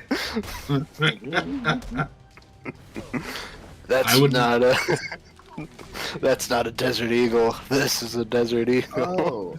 Oh, I did know this at one point, but that show Wilfred with Elijah Wood, that's a remake of an Australian show. Oh. I've never even heard of that. I Wilfred? forgot about that show. Oh, I never watched it, but I remember it. No, that show was weird. It was like dressed as a dog or something. No, yeah, that's oh, I do remember seeing that. Elijah Woods has a neighbor who's his neighbor's dog. He can only see as a guy in a dog suit. I've seen a few episodes. It's kind of funny. That's right. I remember seeing ads for that. I guess that makes sense. That was originally an Australian show. Well, because I think the guy that plays Wilfred is Australian. Tyler's saying it was crazy. There's an episode where a tree gets a guy pregnant. What? Isn't that just Evil Dead? Yeah. That is actually like the entire plot of Evil Dead. Or that Hellbenders episode. Or the what? Sorry? Remake. Hellbenders. It's quality Hellbenders. program. It's the show that Zach Hadel tried to get made before Smiling Friends. Tyler, don't remake Yeah, Aussie Chris shows. has They're pretty Macaroni. shit. I mean, judging from the premise of that Elijah Wood show. Oh. They should remake more Canadian shows like Johnny Test. And Trailer Park Boys. Yeah. It's the only other Canadian show I know. John, should- scan the anarchy symbol. I can't. I'm in a dialogue section. You have to stop anarchy.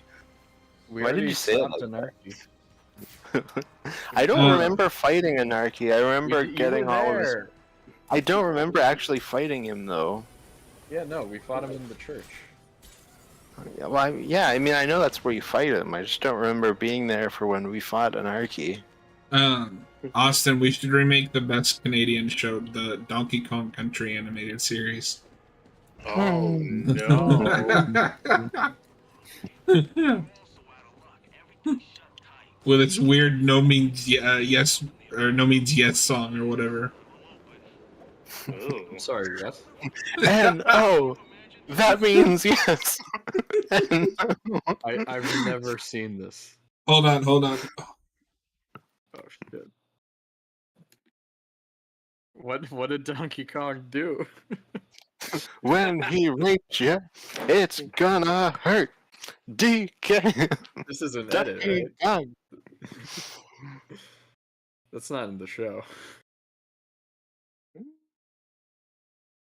John, send it to both of us. God. Do you know what this is, Robert? I've heard of it. I don't remember if I've watched it. Hang on, let me make sure I've got the. Okay, live reaction.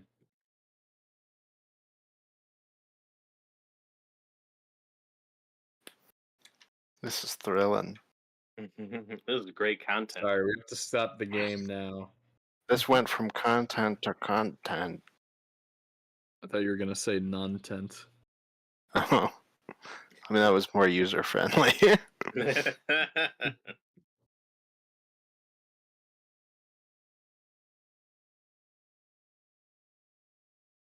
Okay, here it is. Oh, here we go. Here we go. Here we go. Oh, there she I'm goes. watching it now. What? What do you mean?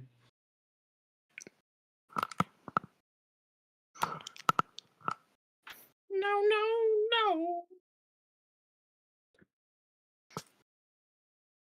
Is this real? Is this live? Is this life? I can't believe Diddy Kong of all people would say this. Oh no. I trusted him. That's insane. As far as because that's not on the VHS tape I had as a kid. So as far as I know, that's real. But that is a real show. Like it's a musical show. Oh yeah. No, I've heard of that show. I just didn't know about that song. Diddy Kong walks in, he's like, "Nah, you can't tell by the way I use my cock. I'm a woman's man. No time for no." No time for consent. Security breach in the organics lab. Lockdown protocol. Oh, Branchy. Diddy Kong walks in, and he's like, "Okay, Donkey, we're gonna hang out with Trixie Kong here, or no, not Trixie, Dixie Kong here, and because if we do, she can't say no because of the implication." Noah, did I ever send you the one where K-Rool tricks Donkey Kong into thinking he's a crocodile? No. Look up the Donkey Kong show. Something in the mirror. Okay. Oh my god. There's something in the Kong. Mm.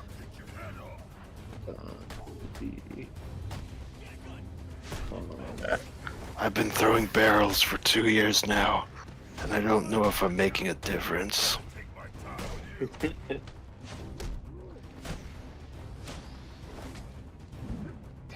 Is it The Mirror Never Lies? Yes, that's it. Okay. Alright, another live reaction incoming. After This Chick-fil-A ad. is so thrilling. What would you do if Donkey Kong was in the Chick-fil-A ad and he started singing about it?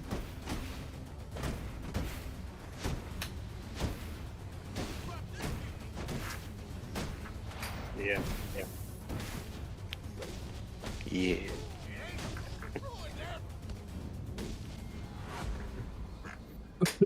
This is a great song.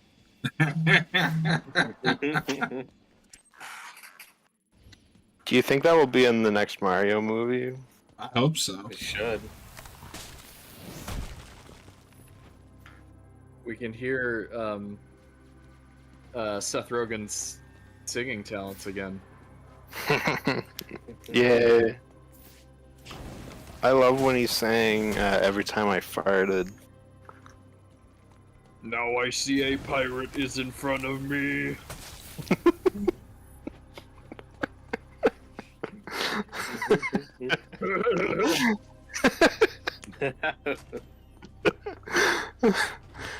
Because there was a show in that period, and it's a musical, and it like teaches lessons or whatever. Do you think there is a song about why you shouldn't climb into a washing machine?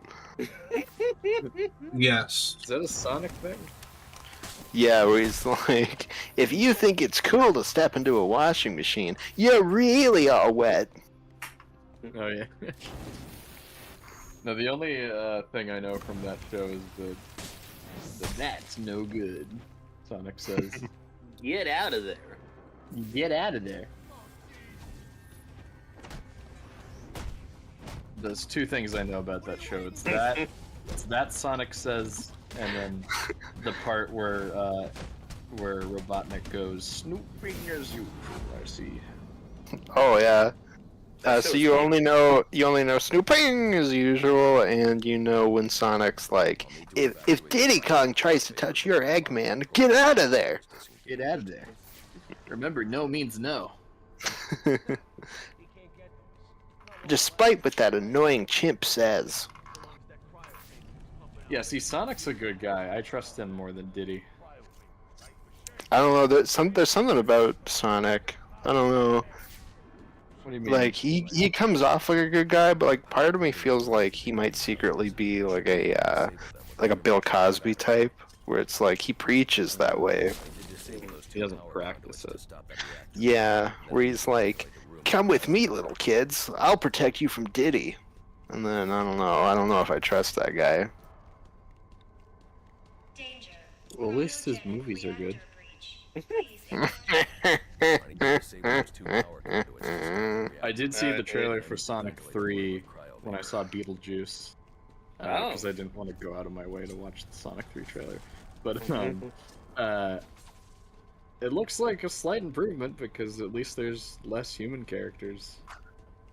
I think it looks it's alright. funny. I feel like there's like an exact point where the trailer stops working, where it's like you can tell that the director originally worked on the Shadow game, because it's like for the first time ever they're like really? recreating shots and stuff from the Shadow game, and the second we move away from that, it's like, and here's more of my flop.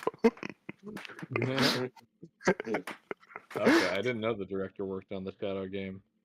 Yeah, he was the director of the Shadow games cutscenes. That actually makes a lot of sense for the shots that Shadow's in. He's Yeah, just missing like, his signature gun. exactly. No, they're just like straight up recreating shots from that. And then, Yeah, it was great. it's like the first time ever. And I really want Keanu Reeves to say, "Where's the damn Chaos Emeralds?" in that movie. I feel like that could happen.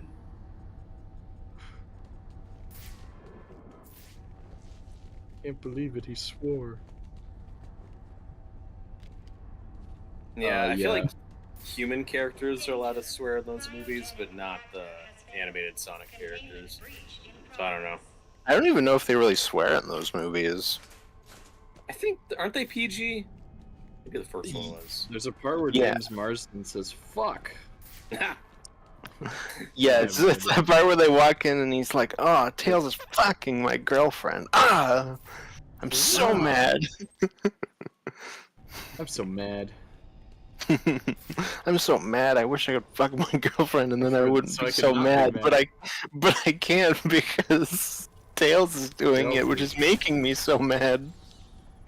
What a conundrum.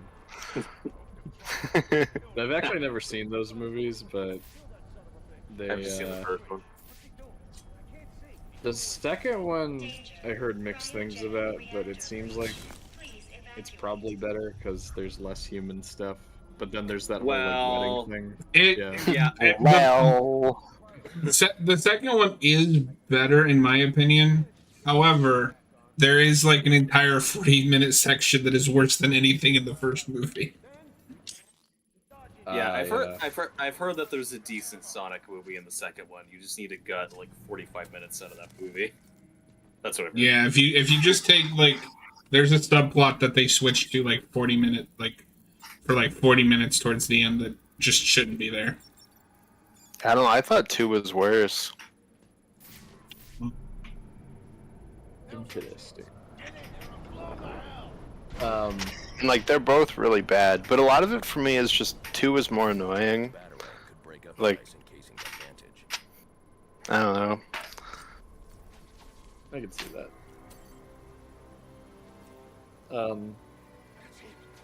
Is James Marsden even in the new one? Yeah, Yeah, he's in the trailer. There's okay. a part of I him didn't where he's know. being held down. He's like being held down and he's screaming, and people are like, "Oh my god, it's the shot from The Last of Us 2." This is the part where they... And I really hope the Shadow just fucking gave Sonic Skullin. That would be amazing. Yes, please. We're all here for it. James Marsden, you deserve a better movie career. He's just the guy who gets cocked in every movie. It's like his entire career. I don't mean to be mean. Does he deserve a better movie career? Yeah, I mean, he's not like this like great actor or anything. He's fine. He kind of just is that guy who gets cucked all the time. Like he owns it. He's like, yep, I'm the cuck. You think it's like a fetish? He's like, that's the only type of role I want. He's good in that jury duty show. I thought that was decent. I've never seen that. Do you know what it's about? Isn't that the one where he's like, he goes on to jury duty and then he finds out that his wife was fucking another guy while he was in the like deliberation for the trial? Is the gimmick of that there's like a different guest star in the jury every week? Or? No. So the gimmick is it's obviously it's a fake jury, it's a fake trial. They're all actors except for one guy who thinks he's in a real documented jury duty session. Oh, okay. Or trial. And like early on, he recognized like James Marsden. He's like, "Wait, aren't you like an actor?" And you know they go with it. You know, James Marsden isn't pretending to be a different person. He's just playing a douchier version of himself. Oh, but there's a subplot. Yeah, it's decent. There's a subplot early on where they like have to write out one of the jury members because they start with James Marsden as an alternate, and he gets really pissed because he's not picked to be part of the main jury. But then they have to write out one of the alternates so that James Marsden can join the jury. And how they do it, they have this guy. They stage an accident, so he's like injured and has to leave and can't appear with the jury anymore. And to our main character, the guy who thinks he's in a real jury, the only thing he says to him is during one break, he's like, "I'm gonna go to the bathroom and rub one out." That's the only thing he says to him. And then after they write him out, all the other jury members are talking about like these sweet, beautiful stories this guy has said. And one guy's like, "Yeah, he gave me this origami and it was really sweet." And then our main guy's so confused and uncomfortable because the only thing he heard from this dude is, "I'm gonna go rub one out." They flash back to that. James Marsden's like, he rubbed one out to my wife.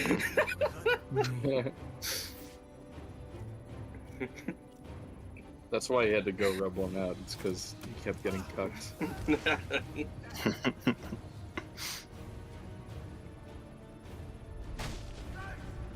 Yeah, some of the people who worked on The Office the American Office worked on that show. So if you like The Office, you probably it's very similar type of awkward humor. I'll check it out. There's too many TV shows. There are.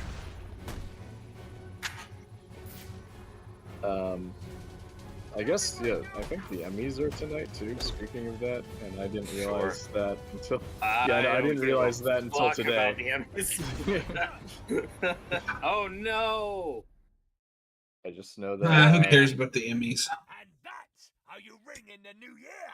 Penguin, you're frozen into a wall. What are you doing here? He was frozen today. I just know that every year Better Call Saul was nominated and barely got anything. And never won anything. Because fuck the Emmys. But The Idol is now officially an Emmy award-winning show. Wait, no, wasn't the Emmys the other day then because of that? I don't think the Emmys is one night. I think they split it over a few nights. Oh, aren't they so fucking special? I don't give a fuck about I think more people care about the Oscars, right? That's technically true. There's at least like 5 people more.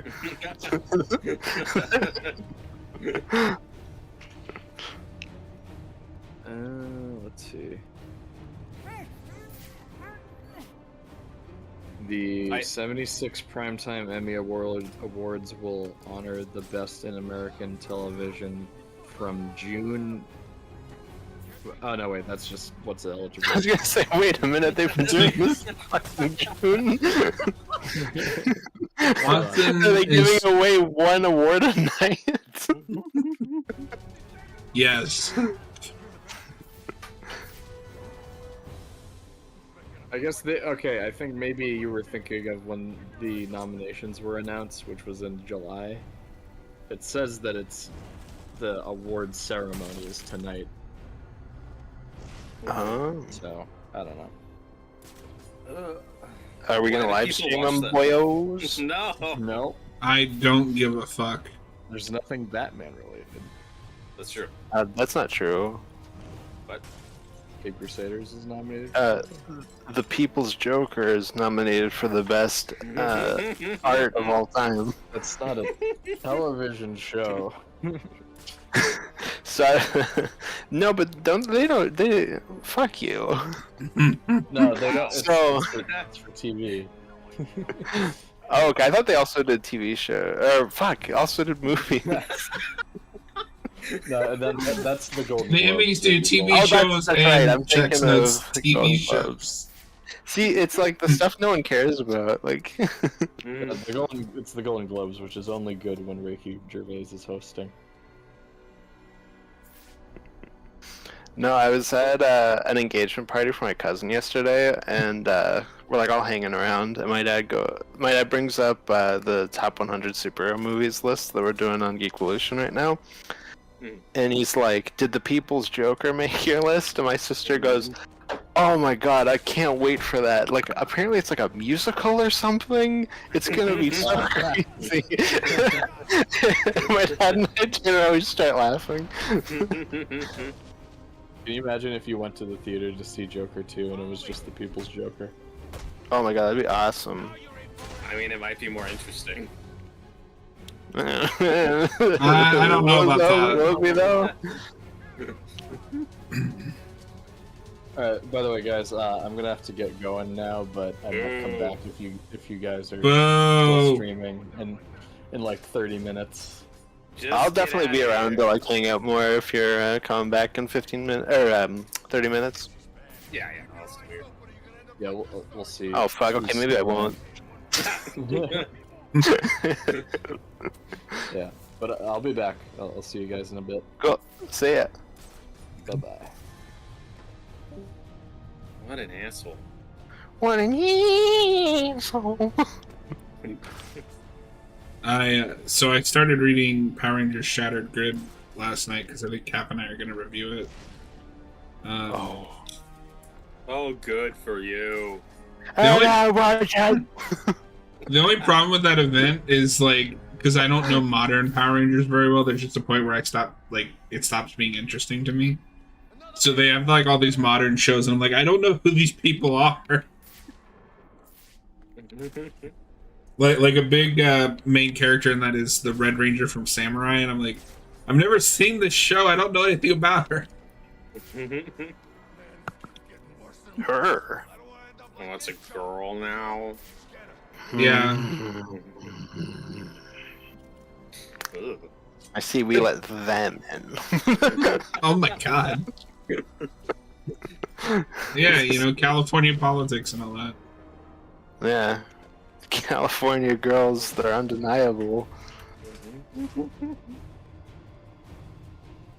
Robert, have you ever seen the video California Boys?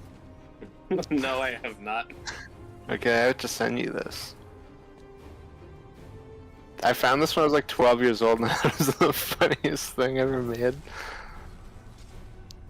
Lots of blind reactions today. Samurai didn't have a girl Red Ranger. I think you're full Get of out of here, shit. you Wow. Get out of here, yeah. Man. Yeah, Okay, fucking throw okay. You don't even know. Power Rangers. Robert, I just sent it to you. Power Rangers. Oh no. Samurai. Oh no.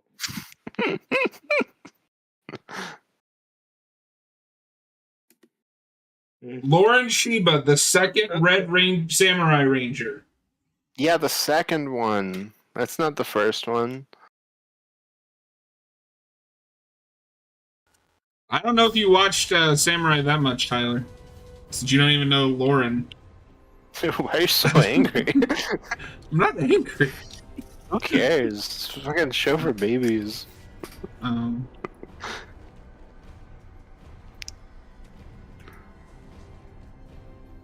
Rangers can be a little more than that. Right.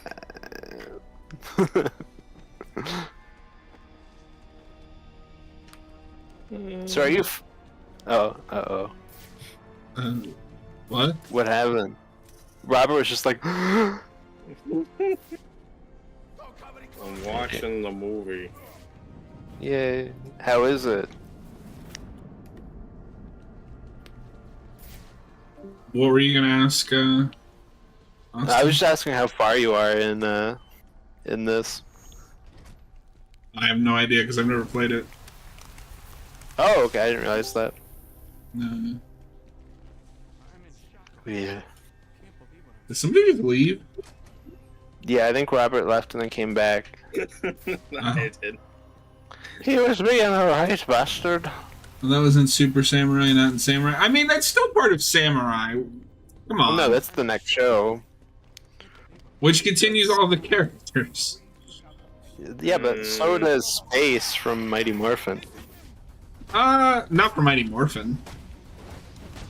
It's all part of the same line. Not entirely. Because by the time you get to In Space, most of the Mighty Morphin characters are gone. All of them are gone. Okay, well I didn't know the exact order, but my point was it's still that is a different show, but like it's still like following the same thing. But it's not like a different show because it's still the Samurai. It didn't rebrand like from Mighty Morphin to Zeo with new powers and new. No, because it's Super. Oh.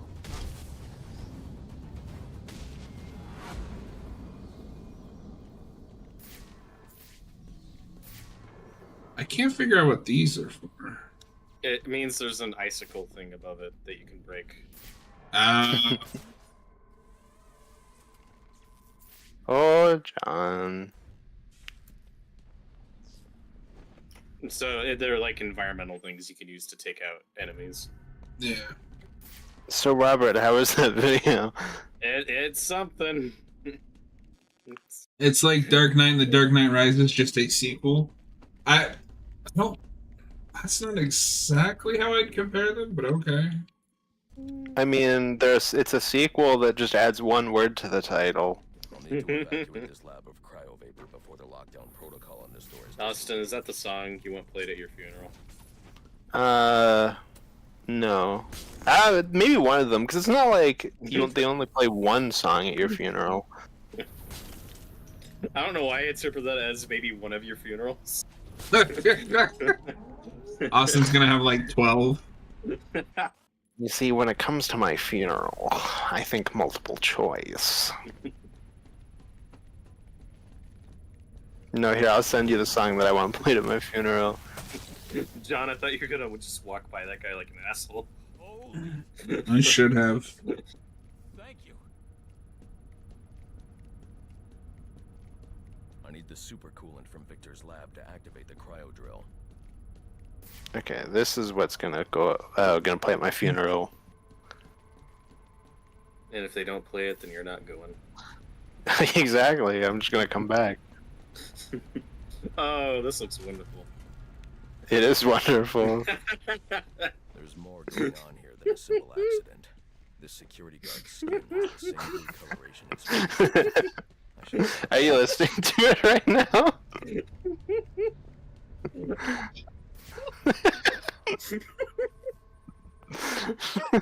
Damn, I didn't expect that big of a reaction.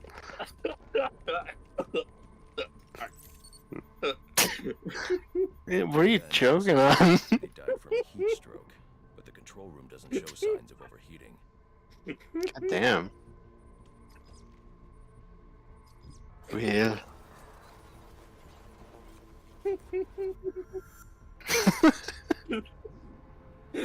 Robert, are you okay? What did you? He literally became the Joker. What did you send him? I don't know if it's funnier if I never reveal it, or if it's funnier to explain what it was. Because whatever I say is not going to live up to this reaction. That's true. I sent him that spooky, scary skeletons video I sent you, John. Robert, I'm like 90% sure I've sent you that before. I don't remember. You ignored it. Story of my life. That's one of my favorite songs now. I genuinely blast it all the time. It's so good. Why don't they play that at Walmart or whatever during October? And he's gotta be spooky, and he's gotta be scary, and he's gotta send shivers down your spine. Oh no, I didn't send him that one. I sent him the Crash Bandicoot one. Oh, yeah. That's also a classic. Great. Yeah.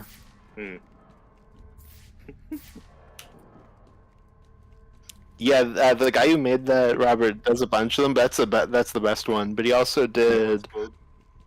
Oh my God, what is the T-Swizzle song he did? The trail ends here. The one where it's like the cheerleader or whatever that the guy's dating. Two men struggled. And she's like, I'm better than her. That would be the dead security guard I found. I can't remember what that song is. Austin, we gotta detect and figure out Mr. Freeze's origin. I think he like done fell out of an ice box.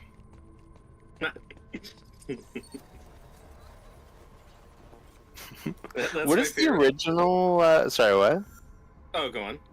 No, go ahead. What were you gonna say? No, my favorite part about that Arnold flashback in Batman and Robin is that there's not even a railing. Yeah, I know, it's awesome. It's awesome. No, I was just gonna say, what is his original origin again? I can't remember. In the comic or the show? Freeze scavenged what he needed from various. In the comic. I mean, I guess the show, if you know it, but. In the comic, I don't remember. Oh, okay. Because I think the suit thing does go back to like his first appearance. Like he needs to Sub-Zero. Yeah. But before he was like, I am frozen, I will go and get money. He's a very sexy character. I am so sexy, watch me as I freeze you. Because in the show, he's in the room with Nora while she's cryogenically frozen, and Ferris Bueller does like a leak. Ferris Bueller. Ferris Bueller. No, I remember the his character initially advice. debuted in Batman 121 as Mr. Zero. That's true. That is correct, yeah. Yeah, I want to say they start calling him Mr. Freeze in the 60s show, and then they start calling him Mr. Freeze in the comic, but that could just be a thing I heard. That could be incorrect. Maybe he'll be Mr. Zero in the Batman 2. That'd be fun. That's a character I've read very little of in the comics, because pretty famously, like he's not an interesting villain until that show. I've read one like 80s or 70s comic that was written by Len Wein that's pretty fun with Mr. Freeze, but there's not a lot of great stories. He walks in and he's like, when the Riddler froze Gotham, my wife was frozen. Now I will have my revenge. Spatter analysis suggests Matt Reeves, can you cast me? I want to be Mr. Freeze.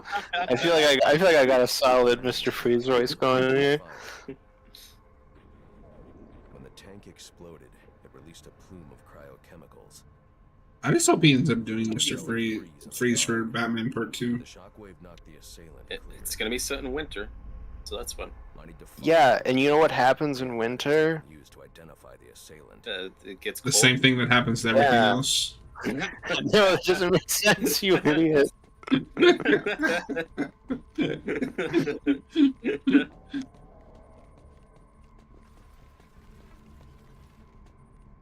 That would be if Joss Whedon wrote the Batman 2. Josh Whedon's a bit can be a better writer. Than He literally wrote that line. I said. Isn't it Which- funny whenever Whedon writes something bad, he blames someone else? Yeah. Which is why I said he can be. But I was Obviously, he's like, not a perfect writer. That's what happens if he writes it. Joss Whedon's a better. Wait a minute. Okay. You wrote that line.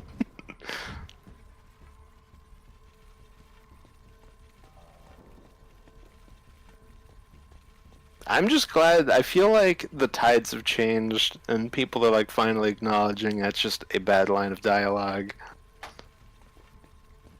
I feel like it's always been made fun of. No, but like before, it used to just be like, "Oh, it's entirely delivery. It's Halle Berry's fault. That line is fine." Yeah. And it's like, no, it's not. No. I just if you're gonna cut out like the setup for that, just cut out all of it. I agree. Cut out all of it. Okay.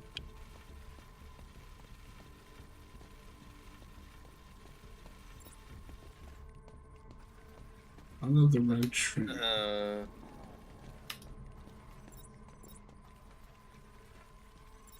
We should review the Joss Whedon script for Wonder Woman.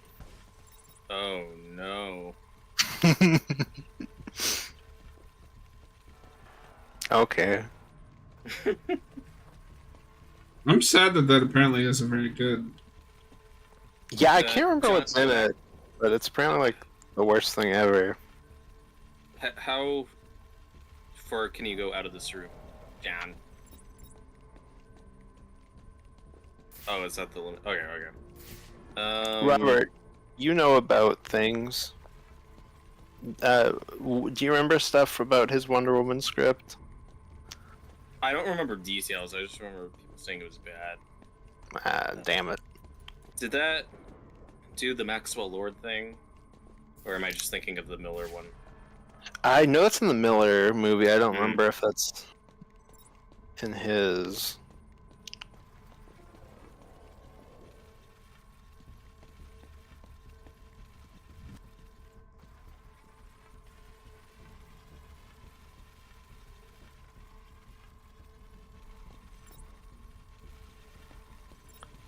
Yeah, the Maxwell Lord thing's interesting because like that was like a really hated twist back in the day, but I feel like it's become much more accepted now as there's just people who only know him as a villain.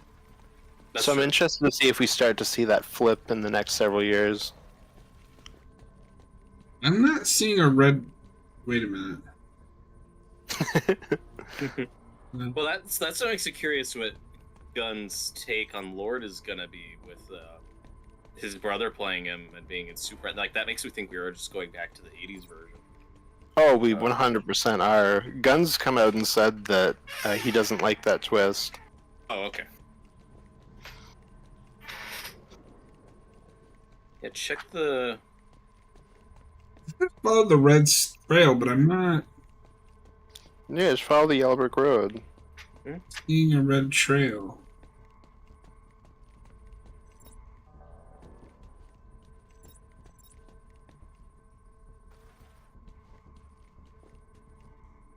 Do I need to look up a walkthrough? Where is Noah when we need him? Here, let me look at what y'all is doing. Let me pull this up. Maybe I can see it. Okay.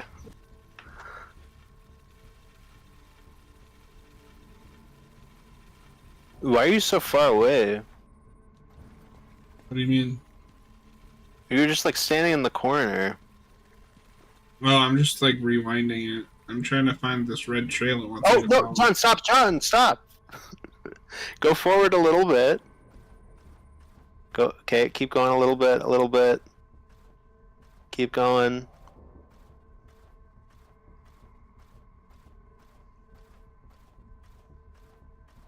Okay, move forward.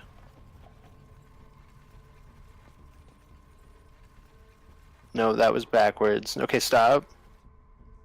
Just stop. move. Okay, move forward to the other side of them and then turn around. Okay, go a little bit closer, because the red line was like right next to that guy on the floor. No, other side. No. Okay, yeah, but there. Now rewind. But do it slow, just so you don't miss it.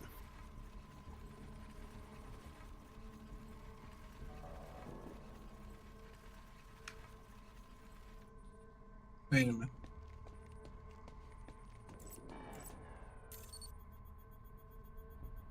DNA analysis confirms the gun was used to bludgeon Victor Freeze. Found it. Fingerprint Thank you. analysis shows Yeah.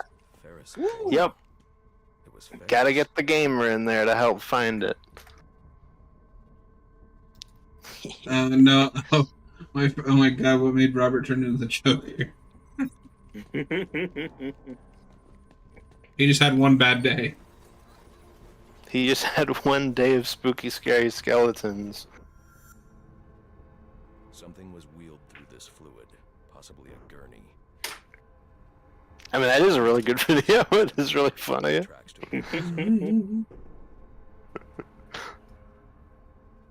a For everyone listening, it's Holding Out for a Skeleton, a remix of Spooky Scary Skeletons into Holding Out for a Hero. And it is wonderful. Odd.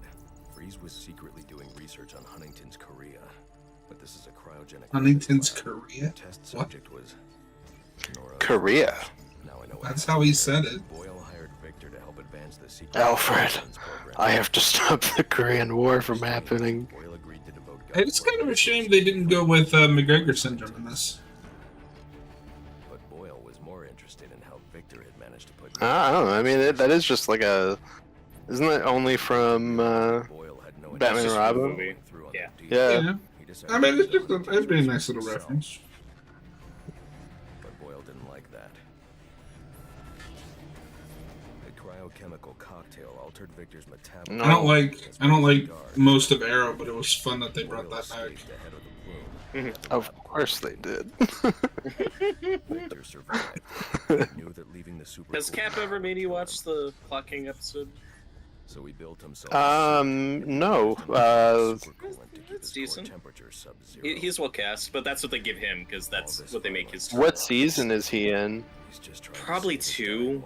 It's Oh, 2 or okay. 3. 1 or 2. Because I've seen all of season 1 and I hated it, so I didn't keep watching it. The super coolant Victor uses in his suit is the same fluid I need for the cryo drill. I think I only like pushed through because my uncle got it for me, and he was like bugging me for months about watching it, and then I was like, okay, fine, I'll watch it.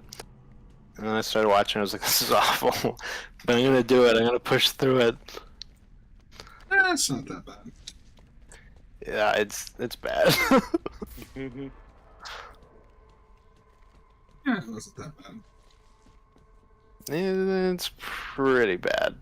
It's very like watered down discount the Dark Knight movies. Like to the point where they quote it like every 8 seconds, and it's super obnoxious. But like the biggest thing is it's not a Green Arrow show in like any way. It's definitely not a Green Arrow show, but that's fine. Yeah, I don't know. The CW just sucks. Like the best they've ever done is mediocre. That show, The 100, was alright. I didn't realize that was on the CW. I've heard good things from people, but I've never seen it. Yeah, I don't know if it would be your thing, but I liked what I saw of it. Yeah. And iZombie is great. Yeah, I've seen like an episode of that, and it was pretty good.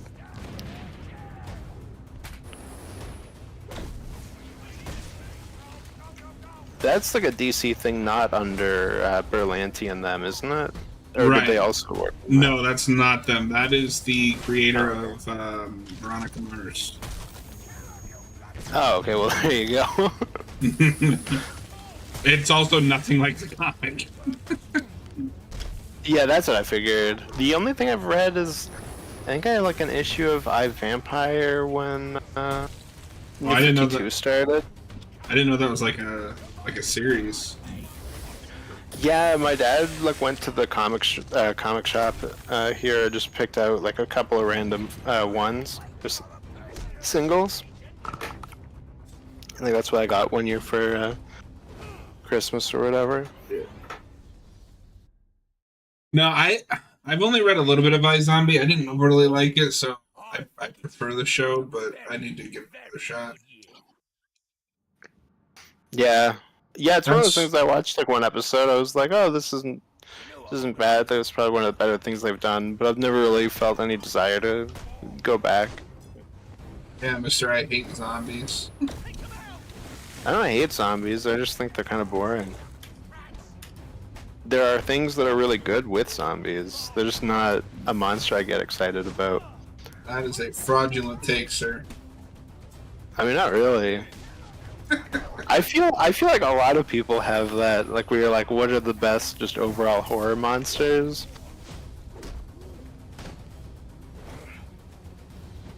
I like zombies. Like, the most interesting stuff in the best zombie things aren't the zombies. I mean, you like Dawn of the Dead, right? The original? Yeah, but that also goes for that. Kind of. I mean, they exist as commentary on the people. Mm-hmm. Let's be reasonable. You're not gonna let me die here now, are you? Are you? So I've been looking up. Zombies like I would say probably the only horror monster that are just like entirely satirical, like when used well. I can see that. But sorry, what were you Oh asking? my God, Penguin's dead. Yay! Oh, he's fine. Come on, Batman. I've been looking up Joss Whedon's Wonder Woman script. I don't really have any. I haven't seen anything on like what the villain was yet, other than it's just really, really horny. And Steve is written like an asshole, but also clearly is just a Whedon insert. Would you like me to read this passage? Yes. Story time? Okay. And if it sounds bad, it's your fault. Okay, sure. I mean, that's always Robert's fault. I can take it. Yes, we need a hero, not a demigod sent from on high to lecture us about potential. We need someone with no advantage, no hope, who's still out there trying. A hero doesn't decide ever to be a hero. They're forced into it, and they step up, and they live with the consequences. He's in her face, seething with conviction, and she is shaken. Steve continuing, you'll make your show, fight your fight, and people will love you for it. And then they'll need you for it, and it'll start to grate, to bore you, and one day you'll just go back home to paradise. Because every day you wake up knowing you can just go back to paradise. You're not a hero, Diana. You're a fucking tourist. So that sounds like a Whedon insert. Oh, we maybe could have written BVS. I was really hoping when you started that it was gonna go, yes, we need a skeleton. Yeah. There's also another passage, presumably from a different part of the script, where Steve's like, you kiss like that, and you raised on an island with all women? Like, so that's just really horny. So in Joss Whedon's Wonder Woman, Steve lectures Wonder Woman on what a hero is, and she's taken by it. Of course. That sounds like what you'd want. He's like, you're not a hero is cultural reference. And then he goes, LOL, you're more like, and then he drops like some sort of other cultural reference. Yeah, there's another passage of him yelling at Diana for like having a fight and collateral damage. It just feels very angry. What a weirdo. There's an old saying, Diana, when elephants fight, the mice get trampled. That's a quote. Just like when I watch Dumbo. Diana, elephants are like Dumbo. And then Wonder Woman's like, LOL, I don't know what Dumbo LOL means. Yeah. There's another passage where it's just the Justice League gag where somebody falls under its hits. no, I'm sure that's in here somewhere. Where the lasso is on Steve, but he doesn't know it. And of course it is. And he starts talking about what a great ass she has. Of course that is. So he got to do that bit.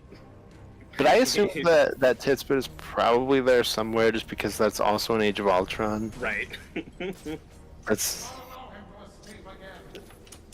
a bit he likes. There's a scene where Diana does a sexy dance for some reason. Yay.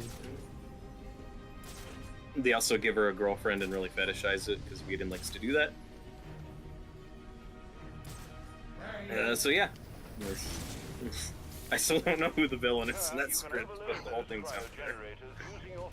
I think the villain is her clothing and she has to remove it. Well, there is a passage about a news reporter calling her scantily clad. I mean, that's just true. That's just accurate.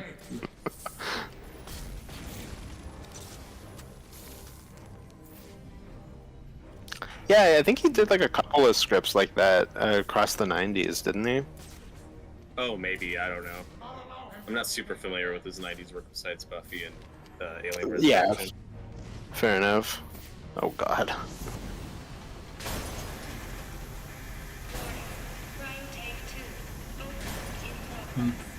Ah, this script is so horny.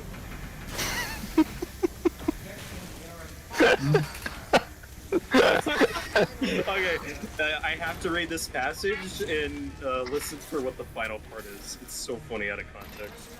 Okay. To say she is beautiful is almost to miss the point. She is elemental, as natural and wild as the luminous flora surrounding. Her dark hair waterfalls to her shoulders in soft arcs and curls. Her body is curvaceous but taut as a drawn arrow. She wears burnished metal bracelets on both. On both wrists, wide and intricately detailed. Her shift is of another era. We'd call it ancient Greek. She is barefoot. That's the end of it. She is barefoot.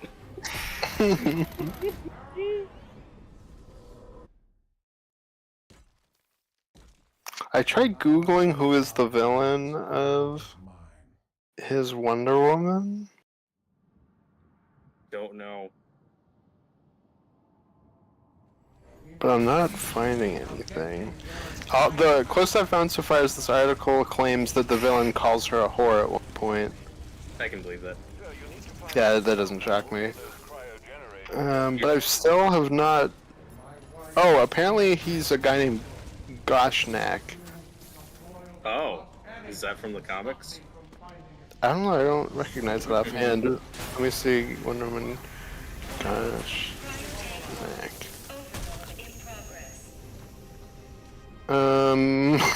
The only reference to it I can find is Whedon's script, so it must be a original villain. Yeah. There's another thing out of context describing Hippolyta. She is middle-aged, but very much in her prime. Nice. We see you, Whedon. Oh, you Goshnak fool.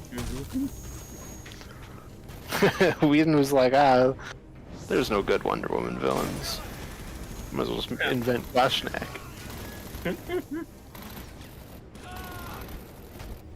Yeah, there's also a scene about her being naked in bed with Steve. It sounds like that's the plot. I'm back. So, hey, quick trivia question for you, Noah. Who do you think is the main villain of Joss Whedon's Wonder Woman? Is Wonder Woman? I mean, I don't know. I don't know anything about that script really. I hear it's really bad. I assume like Cheetah. You're incorrect. It is in fact Goshnak. What is it? Who? An original character named Goshnak. Everyone's favorite Wonder Woman villain. I don't know. It's the first time.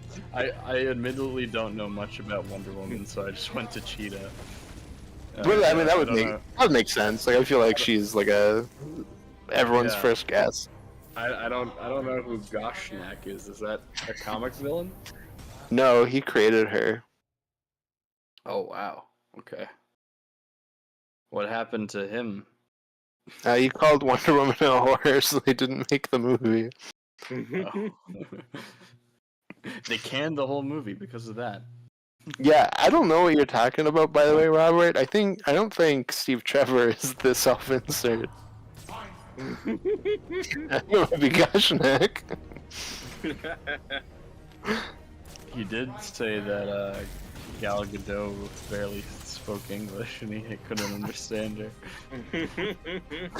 You see, he was just being Goshnak.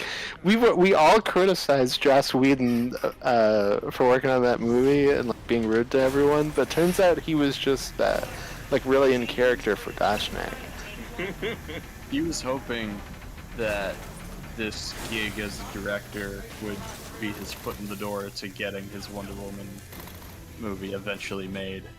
So, Well, that's actually why he cuts all the ties to Darkseid, was because he was hoping to have like the sequel be Goshnak. Steppenwolf serves Goshnak. Oh, mighty Goshnak, what should I do? Call Wonder Woman a whore. For she is. Yeah, She well, is. and then also Diana's big line is telling the villain, "Are you man enough to fight me?" That's when everyone claps. I can see it right now, like in my head. She's like standing in the that pose Captain America's in when he's holding Thor's hammer, and that's when she says it. And then it cuts back to Goshnak, who makes a face like when Thanos is about to get killed by Wanda, where he's like, "Ah, she epically owned me." Yeah. I do see why they go to Joss Whedon for that movie, just because, you know, that's a strong female character. Yep. He's got experience. He could have made a good one, and shame that script turned out the way it did. Someone's making excuses. It's a shame that... What? God damn, Robert's just going straight with the fucking teeth. Robert hates Joss Whedon, jeez. It's just funny, like, he could have made a good one or a script, it's just a shame he didn't. It's just a shame he fucking did it. Okay, so?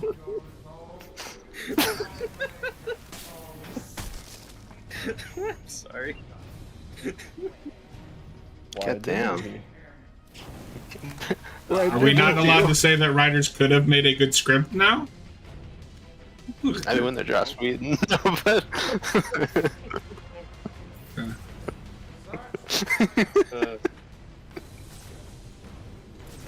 He has written good stuff before, which is... He has. No, you're not allowed to say that here, Noah.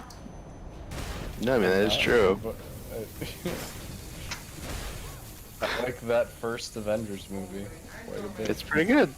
And Yeah, I really like Firefly, and I like what I've seen of Buffy. Yeah, Firefly's really good.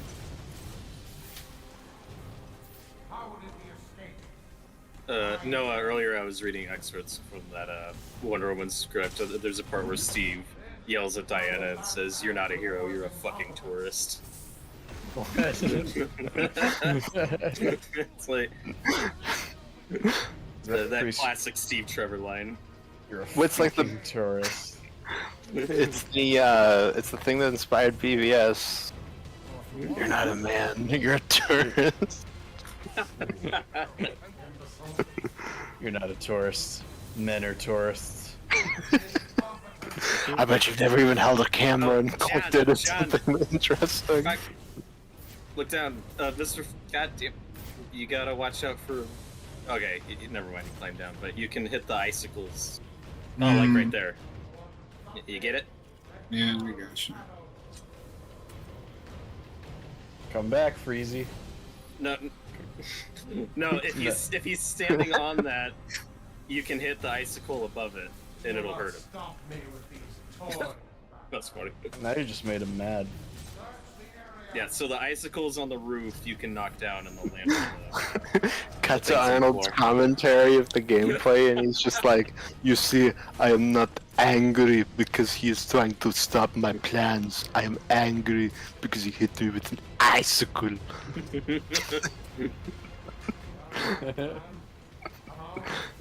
Batman was laughing. He was not laughing long. I froze him. Oh, there you go. I want him to do a commentary like that on his Tales from the Crypt episode. Yes. I would love that so much. You can see the older man, he wants to be young. But he can't. You see, he is struggling because he's a bag of bones. Even his butler is old.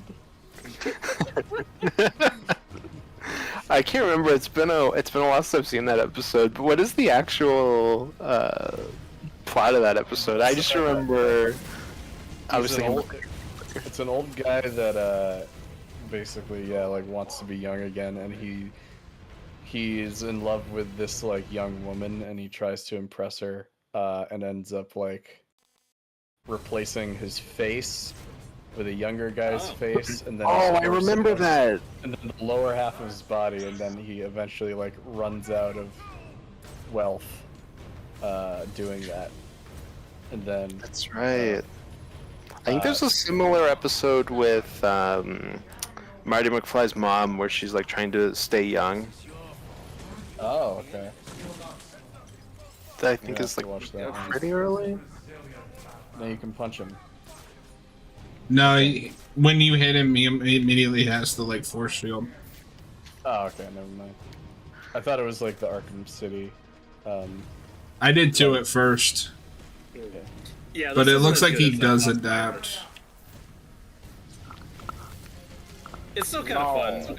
I appreciate that it's not just a skill fight. It's a little different.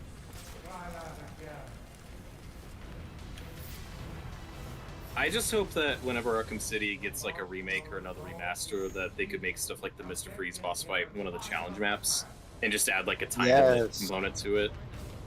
That'd be fun. I hate that you have to play the whole game just to get to that part. No, that'd be really cool if you could do that as like some sort of trial and like add things to it, like maybe like add like henchmen. Yeah. Or like, you know, you can only use this gadget or something. Yeah. It would be cool if there was just a mechanic like that. He was just one of the modifiers. Like you can add him into like any stealth map. Sounds like a nightmare. No, that's the best part of that game. It's so good. That's true. We're all fans of Mr. Freeze. He is such a six character.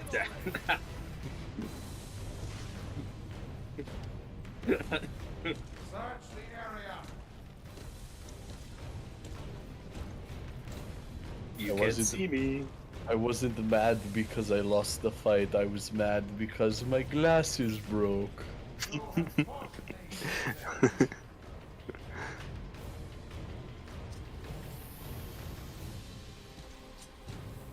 Oh man, his commentaries are so fucking good. I want him to do commentaries on everything, even stuff he wasn't involved in. Because you can just see Arnold's his reaction to watching a movie. Well, I love in. Oh, sorry. Go ahead. It's just what his Conan commentary is. Yeah, Today we were watching the Diary of Anne Frank. Oh. That's him in a book reading. He's like, today we'll read the diary of Anne Frank. The diary of Anne Frank by Anne Frank. I was sitting in the cellar today. I was so scared. I was very scared. I had to hide from the Nazis. They were looking everywhere, but they didn't think to look in the attic. I regret this bit immediately. Today we are watching the boy in the striped pajamas. This movie is kind of unfair and very biased. Oh, he is Austrian. Jesus. Oh my god, I think we did it.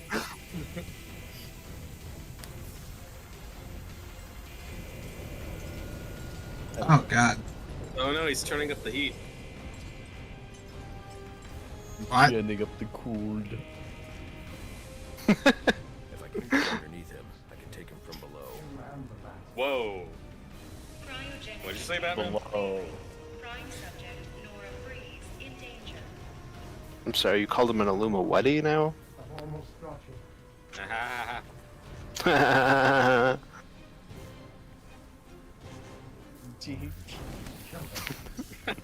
Contained failure in capsule 1. Prime subject Nora Freeze in danger.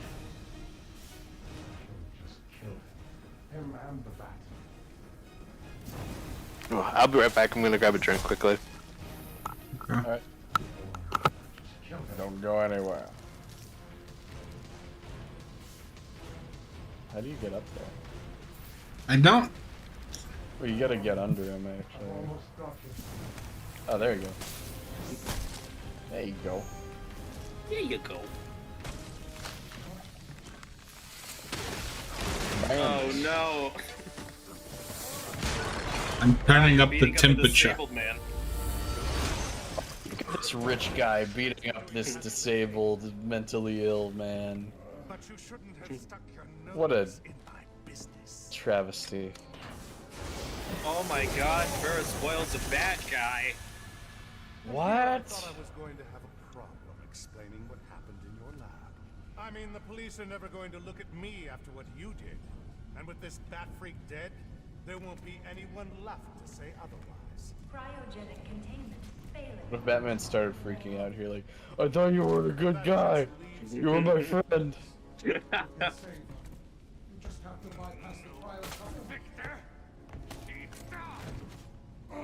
Oh my god.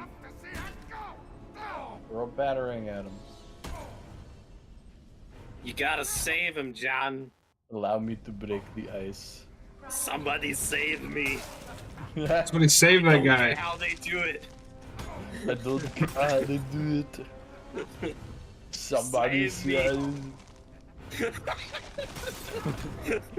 I want to see him try to attempt to hit those notes. Somebody save. I mean, we know you can't sing country music. Yeah, I have heard that. Thanks to you. Yeah. Rockin' body, pretty face. Cryogenic containment. Save Nora, Batman. Where's Save Nora? I can't give you peace, but I can give you justice. This is where he gives him the cure to McGregor syndrome. Yeah. Will you help me? Batman's Now the reason I gave him the cure is not because his butler is sick, but it is because I have been beaten. It's because my suit is broken. And I cannot fight any longer. I can probably change accents at the I end feel of like that. it turned a little British at the end. Longa. That's it. That's Cold Cold Heart. Oh my god, Mayor Hill's resigning. He's over the hill anyway. Who's gonna... God damn it. Oh no. That was cold, cold, hot. That was Cold Cold Heart, ladies and gentlemen. That wasn't a bad DLC. Just doing the like story stuff still took us about 3 hours. Yeah, it's a good length. That's not too shabby. Yeah. That's the type of stuff I would like to see more in superhero games. Like like we keep trying to do the live service thing. Like do something like this. Like make like a single player game, and then just have like additions that are like little single issue stories. Yeah.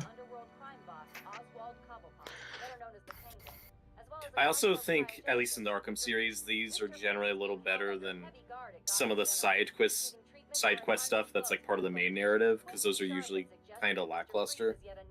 Mm-hmm. Or just cheap, like, oh, this just ends in like a Predator mission or whatever. Okay, they're kind of formulaic or a little simple. But something like this, it's like, oh, it's just all dedicated to one thing. That's a little bit more fleshed out. It's Yeah, why exactly.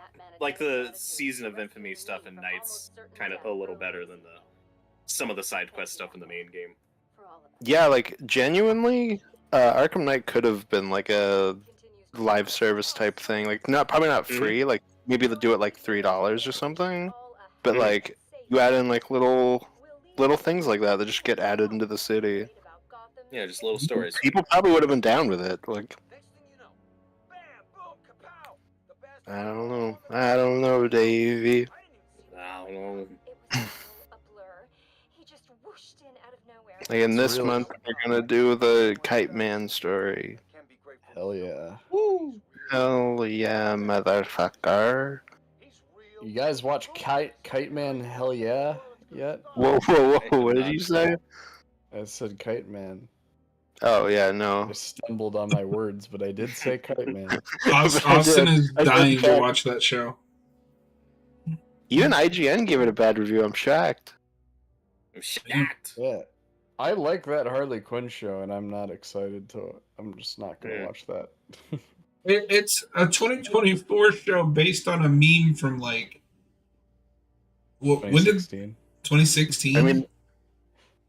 I mean, isn't that like every like movie or something based on a meme? Like just way too late. Yeah. Yeah, like the Minecraft movie. Yeah. Oh my god. Yet, Alfred. There's still work to be done. I still haven't watched that trailer. The only thing I've seen from it is just the clip where he says, "I am Steve." Okay, so which feels like it was like purposefully designed to be a meme.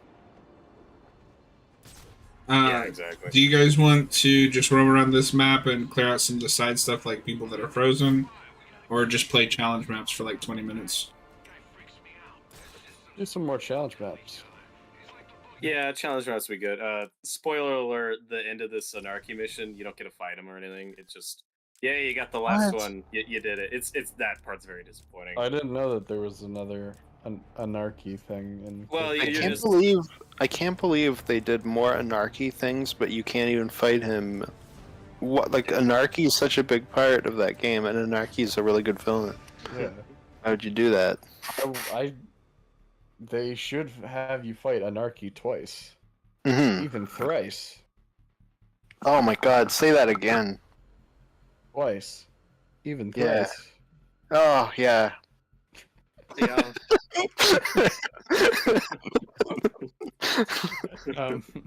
Alright, Austin, who should I play as? Who's in the game again? Here, let me pull it up for a second. Oh, that's right. It's just Batman, Deathstroke, and Initiation. Bruce Wayne. Bruce Wayne as a ninja. Okay, play as Lady Deathstrike. Be the bottom one. Be Judas Contract. Yeah. That is the best. Objectively, yeah. Deathstroke suit. And then do 1 versus 100. Shit, hold on. Lady Deathstrike isn't in this game. Lady Deathstrike. Why are you in the void? Why are you working for Cassandra Nova? She has a mother. Cassandra Nova has a brother that she killed in the womb. Is Giles Xavier. Giles. Deadpool. More like How do you change to combat challenge? Huh? What happened? How do you change? Combat. Wait, Right? no, Hmm? I don't want to do a predator one. And why did you hit Predator? It's the punchy one. Yeah, how do you Yeah. change? I just It's saw because it. you did go back out. You have to go to custom. That's not what you did. You went to campaign. Oh. What map, Austin? 1 versus 100. Okay, but isn't that just a Somebody modifier has- for the map? No, go to out, head out. Like go to the end. Go to DLC maps. Hi, Vokoda.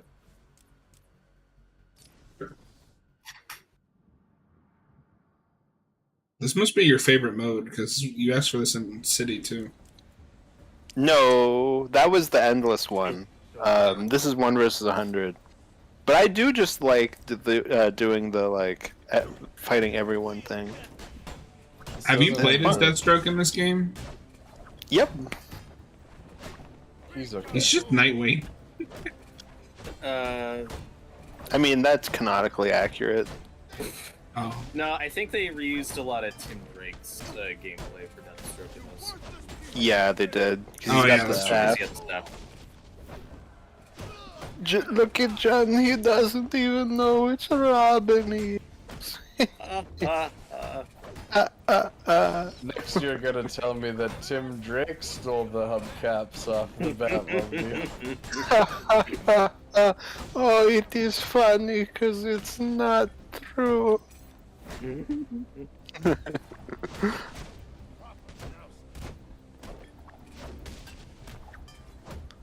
Oh, Noah, did you see the thing I posted today in the, oh no, because I guess you don't really use Discord that much, you probably didn't. I was watching an old Eric video I found today, and he was talking about this girl that he liked, that he was chatting up, and he was talking to her about religion, and he's just like, he's like, we were talking about religion. So I said to her, I was like, have you ever seen Goldmember? Because the way I view religion, like, is very easy to relate to Goldmember. And I was like on the floor laughing. What? I don't even get that. No, but then he explains it, and he's just like, you know that part?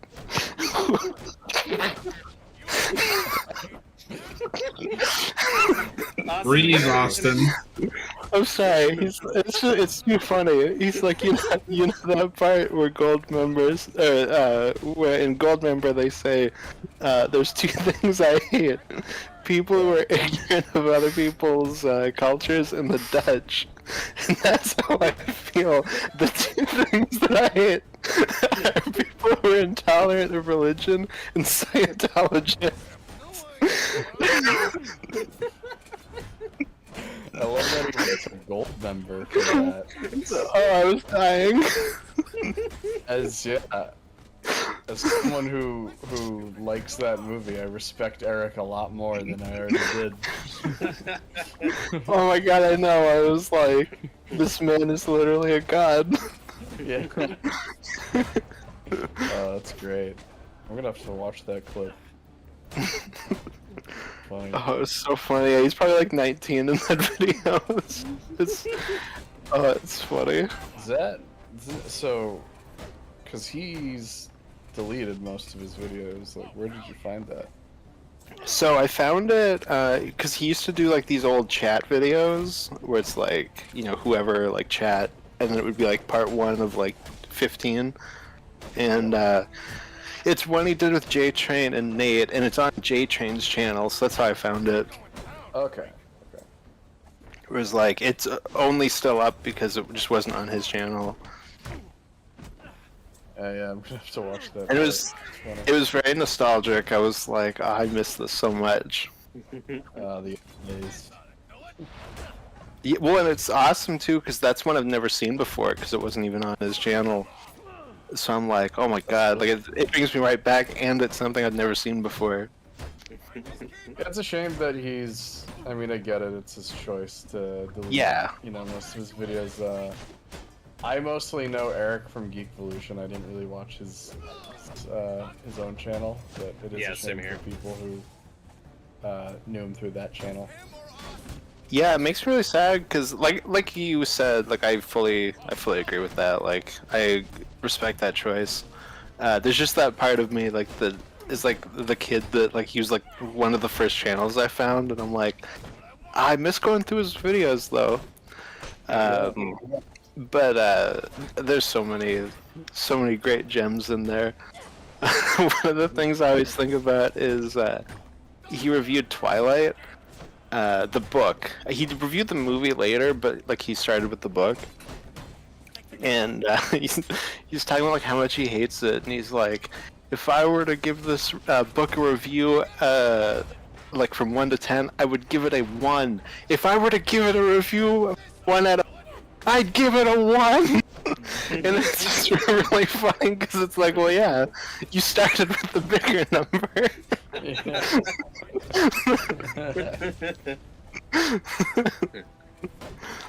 Was that before it was a movie? I think so.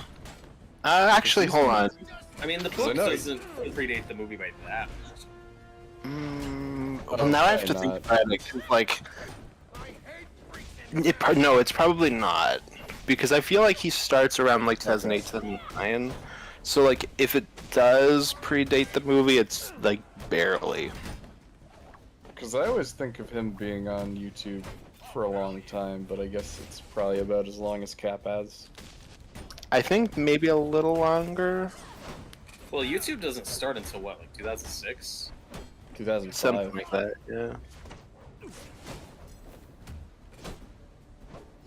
Yeah, it's 05. But there was somebody on a Geekvolution live chat recently who was like, "Hey, does anyone know what happened to Eric?" And I was like, "Where the fuck have you been?" Every time that question comes up, or every time like, "Oh, where's Eric?" comes up, I'm like, just like, guys, it's been like 4 years. Like, Jesus, get over it. I just feel bad for Cap, who always has to respond to that. Yeah, it's definitely awkward. Has to give the same answer. I mean, I do remember, because when I start watching Geekvolution regularly is like around when the Eric era starts. I remember a lot of comments being like, "Where's Vince?" And I just didn't know who Vince was at the time. Well, I remember because I found Eric and I found Cap like separately. Oh, interesting. And then one day I'm like, they like upload a video together, and I was like, oh my god, it's like the Avengers coming together. This is crazy. I'm still so I don't remember if they did any collaborations like on camera, but I'm still like surprised by some of the other YouTubers that Cap knows. Like it blew my mind when I found out that he knew the review spot guy. I don't know if they did any videos together, but that's a channel I was watching like long before I was watching Geekvolution. Oh, okay, I don't even know that one. I know he did a few videos with Oliver Harper, who's a pretty good YouTuber. Yeah. Eric reviewed Linkara back in the day. He interviewed him. Yeah, and I think one of the first things in that interview is Eric's like, "Yeah, I know this this chick thinks you're super hot." It's just really funny to think about now.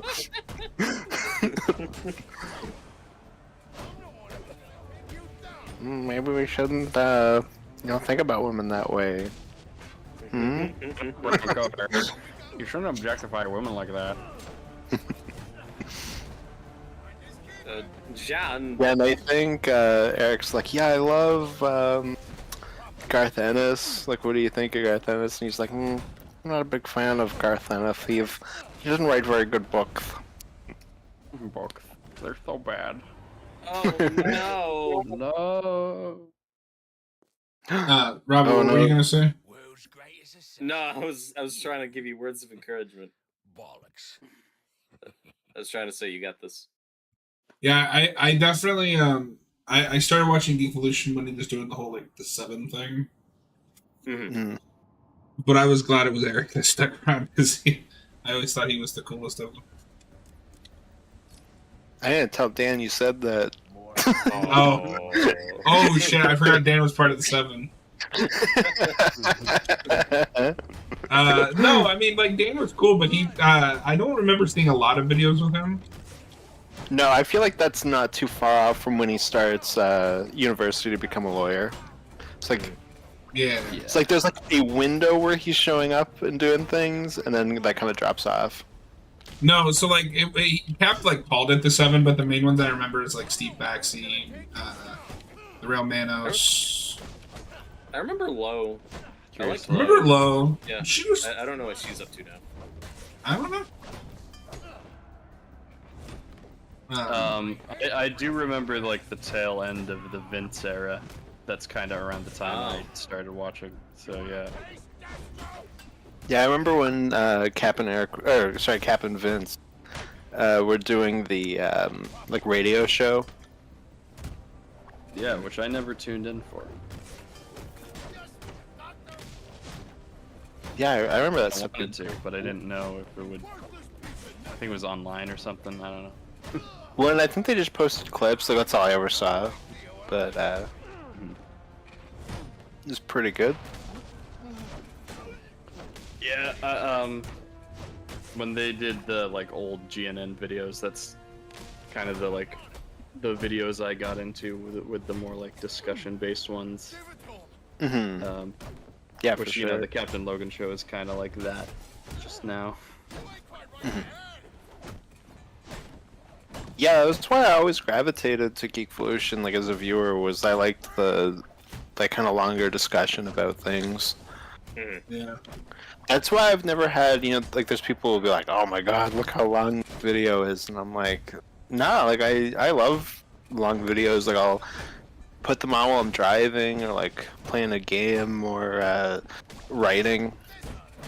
Well, there used to be this like if it's a podcast, but right. Yeah. There are a lot of video essays that are like 3 hours long. They're just Yeah. Well, I famously like hate video essays, so I agree. But I just mean like in terms of like the actual like discussion aspect, yeah. I mean, there used to be like this hard line between podcasts and YouTube videos, and it's all blurred now. You know, it's just kind of all the same long form content. Yeah, no, exactly. Yeah, I mean, for a long time, I've watched YouTube more than I've watched regular television. When I think that's why, like, part of why Cap gets out of doing Rewind the way that he was that he thought like the well was just kind of too packed, and I think he got like really burnt out on doing it. Well, yeah, because when he initially started that, there weren't many. There were quite a few superhero movies, but now there's like a trillion. Mm-hmm. So well, I just mean like in too- terms of like you know, like the video essay thing like took off too, where like everyone was doing that style of review. Yeah, for sure. Yeah, I mean, I can only speak for myself, but I almost prefer the commentaries that he's doing now. I didn't watch a lot of the Rewind. Like, I was mostly there for like the discussions and reviews with the co-hosts. Rewind. I do kind of miss the scripted videos, but I'm fine with the more like live stuff now. Yeah, except for that Just 'cause there's- co-host he has. That guy's kind of a hack. And it's kind of annoying. He's also really Yeah, correct. I'm just imagining you guys like just tiptoeing where you're like, oh, I fucking really hate the new Rewind. Like, No, the classic Rewind's how I get into games. I don't remember if it was the Doomsday review or it might have been the Dark Knight review or Batman Begins, but yeah, he used to be like one of the only people reviewing like older superhero movies. And I watched a ton of those. yeah, Rewind's how I go. Austin, no, you and Cap do really good on those rewinds. I think Don't the only one. patronize me.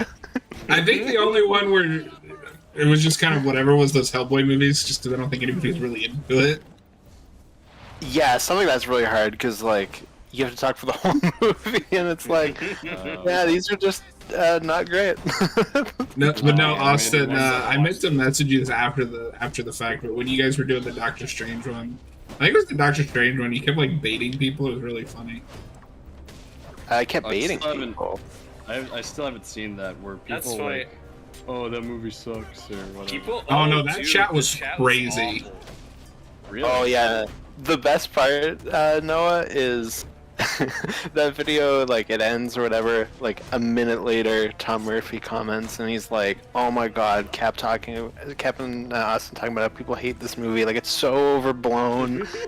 Like, oh, it's so frustrating to hear them like talk about this as like if it's real when clearly it's not." And I just responded, I'm like, I know you're like right at the beginning of this video, but like give it a minute. Yeah, he did apologize And then later. he deleted it. He apologized and then deleted the comment. Because we were getting straight super chats that were like, "This movie's like completely atrocious. Like talk about it." And it's like, Yeah, the whole That's stream was. surprising to me because I didn't think that movie. I know a lot of people don't like it. I didn't think it was that hated, especially within this community. It feels like it's considered one of the worst MCU movies now, and I just don't agree. Really? Yeah, that just feels like the general consensus. it's got so much more style than any of them. Like on that alone, I can't put it. I think it's still kind of reined in, but it's like it stands Yeah, out more. absolutely. I mean, Absolutely. I'm not as high on that movie as Cap and Austin are, but I mean, I was pretty fair Me neither. in the live chat. But the whole time, Austin was just trying to talk about the movie and just had to keep arguing with people. It was really frustrating.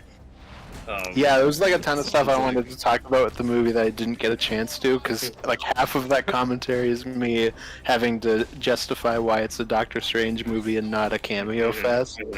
And I was just like, like why do I have to That's only keep one scene. arguing this? I am so tired of the term cameo parade. And that's But it was the opposite. It was like it was people that No, were that's like, what I'm saying. It's like we just keep more. throwing that word around Yeah. with no For like. for some things, it's deserved criticism, but not for that. Guys, Cape Crusader was such a cameo fest. It was like nothing but Batman It had- characters. It was really annoying. Batman in it. Batman. Batman. What are you guys, Austin? What are you guys doing next? On Rewind, we're doing Disney's Hercules. Oh, okay. Oh, I rewatched that recently. it's That movie- it's that kind of a movie's okay. Superman movie. It's 100% a superhero movie, and I'm really excited because Cap does not agree with me, but he doesn't remember the movie, so I'm like, Yeah, that's a when you Superman watch it, like you're gonna be like, okay, fine, you were right. Well, I said Austin's just I not used to misspoke. that. No, I meant to say a Superman specifically. They just lean into the Hercules as Superman idea. I've been Mhm. wanting to rewatch Yeah, that, so I guess Hercules that'll is be no as good name. an excuse as we need Or to name watch only. it. Nice. That is my second favorite Disney movie and my favorite Oh. Disney musical. So I'm really excited to talk about it. The music. See, I didn't like it as a in- kid, so I've never gone back. I haven't gone back to it that much. The music's great in James Woods' Hades. is Great. Oh, he's such a good villain. Yeah, that's, yeah, that's probably my two big positives too. I like that movie, I just don't love it. Well, they That's completely fair. like rewrite their take on Hades once he comes in and auditions because they wanted him to be like a scary, evil bad guy, and then they're like, oh no, this is way better. Speaking of that actor, Austin, I showed. No, because he's like an evil version of the genie. Sorry, what were we saying, John? I showed Robert John Carpenter's Vampires. Yep. Oh, okay, nice. That was a rough viewing. John really wasn't enjoying it. No, I That was was positive on that movie the first time I watched it. Then I rewatched it with it. I was like, this movie kind of sucks. It's got a great opening. It does, yeah. The other movie's like okay. Yeah, it's got some highlights. The weirdest thing about that movie is it just can't decide if the Baldwin character is like a monster or a hero you're supposed to root for. It's really weird. Which Baldwin is it? Oh, I don't remember. It's one of the Baldwins. There's like 7 of them. Billy Baldwin. That's not even a joke. I think that it actually is a Baldwin. That's what makes it funny.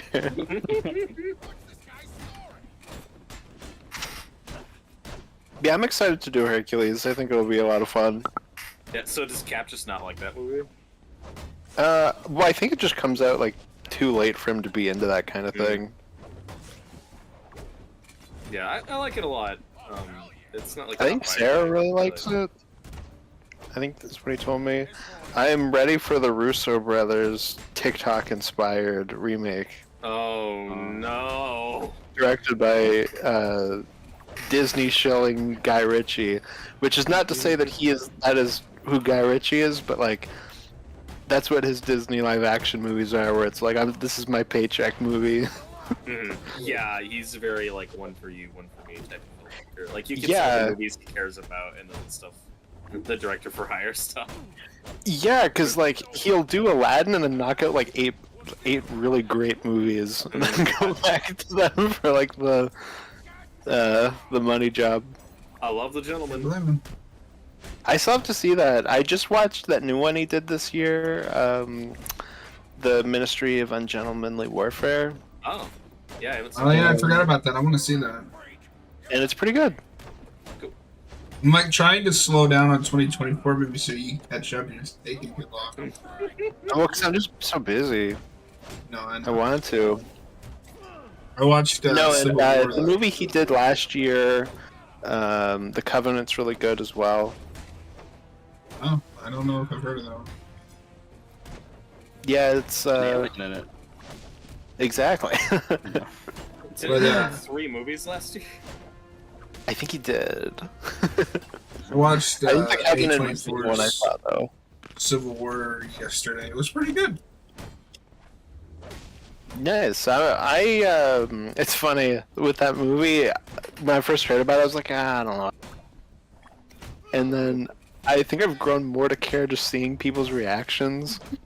Where it's like I look at my letterbox and it's like really vitriolic of like the people I follow, and I'm like, that just makes me want to watch it more. Yeah.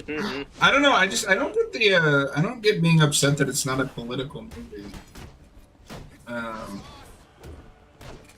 Well, because it sounds like the movie. Because that was the reason I wasn't into it. I was like, ugh, it's gonna be like really preachy and like annoying. When it was coming out, I was like, oh, I'm not interested in this. Yeah, I was like, I don't care. And then every person I follow on Letterboxd that has seen it has been like, this is like the worst movie ever. It has nothing to say politically. I'm like, oh, so I might like it. Yeah, exactly. Yeah, no. So I will say I think part of that might be just a failure on the marketing department, because that movie was marketed very much as like a statement movie. And don't forget the AI posters. Oh yeah. But no, that movie, funnily enough, is just about like journalism. Yeah. It kind of reminded me of that movie, The Hunt. That you remember that movie? Yeah, Austin reviewed it with Cap. Yeah, because that was that might be more overtly That's a little the different. actual movie. I just remember it was marketed like, oh, this is, you have to see this movie, see what everybody's talking about. No, the Hunt was different because No, because The Hunt had this really stupid controversy behind it before it came out, like the Joker movie, where people were like, this is dangerous, it's evil, we can't make a movie like this, and that's just a stupid, silly movie. I like it more than Austin. I'm just talking about the marketing, but yeah, okay. Yeah, but the marketing was... Because that movie, it's going more like trying to make fun of both like the far left and the far right. It is more overtly a political Civil War movie. Mm-hmm. Yeah, I like that movie well enough. It's not great or anything, but I had a good time watching it. Yeah, I'll check out Civil War. Yeah, Civil War, it's just like... it's like, oh, it's just a thriller about this journalist, and this is just like the conceit or the setup, you know? Yeah, no, like the Civil War stuff is just the setup, and it's more of just like a road trip, coming of age. when I feel like that movie probably is a little political. It's just not overt, and you can read into it if you want. Well, I mean, it's inherently political with like the Civil War, but like that's not what the movie's about. Yeah. But don't they do goofy stuff like California and Texas team up and are like part of the split? Just yeah, no, it's California and Texas versus like everyone else, I think. So it's like But, the I mean, most that's- extreme left and the most extreme right. Or... But that's not that far off from like the original Civil War, I mean, you're not wrong. because it's like because like Iron Man represents the American government, but then part of his team is Black Panther, who is the leader of another country. So it's like, isn't that kind of weird? Like, why is he fighting for the rights of another country? It's not his. So like the first Civil War kind of was also like that. Yep, and there was no Civil War. Marvel invented the Civil War concept. Why isn't this called Civil War 2? I'm confused. They already made that. Well, it's the same as like Halloween 2018. Like I think they just wanted to kind of cash in on the title. The next one is going to be called Civil War Kills. But that's an Alex Garland movie. I didn't see his last movie, but that was pretty good. That was part of my like hesitance too. Is I saw Men. Yeah, I still haven't seen. Oh, that's such a great teaser trailer. See, I would like the Men more if it played that for the like on loop for the entire film. John, you're I doing want to see it. that movie. I know it got not so great reviews and not a lot of people like it, but I did hear about how that movie ends, and it sounds insane, and I kind of want to see that. Yes, the couple that were sitting next to me, they were the only other people in the theater. They walked out at that part. I was like, at this point you're like locked in. There's like 10 minutes left. They were tortured. They couldn't take it anymore. They were just like, well, when they were walking out too, they were like, oh my god, they didn't even play the Men song. They didn't even play the Last Men theme song. How about women? Men. Would that be a good movie if the man was Charlie Sheen instead of that one guy from the James Bond movies? Yes, that'd be awesome.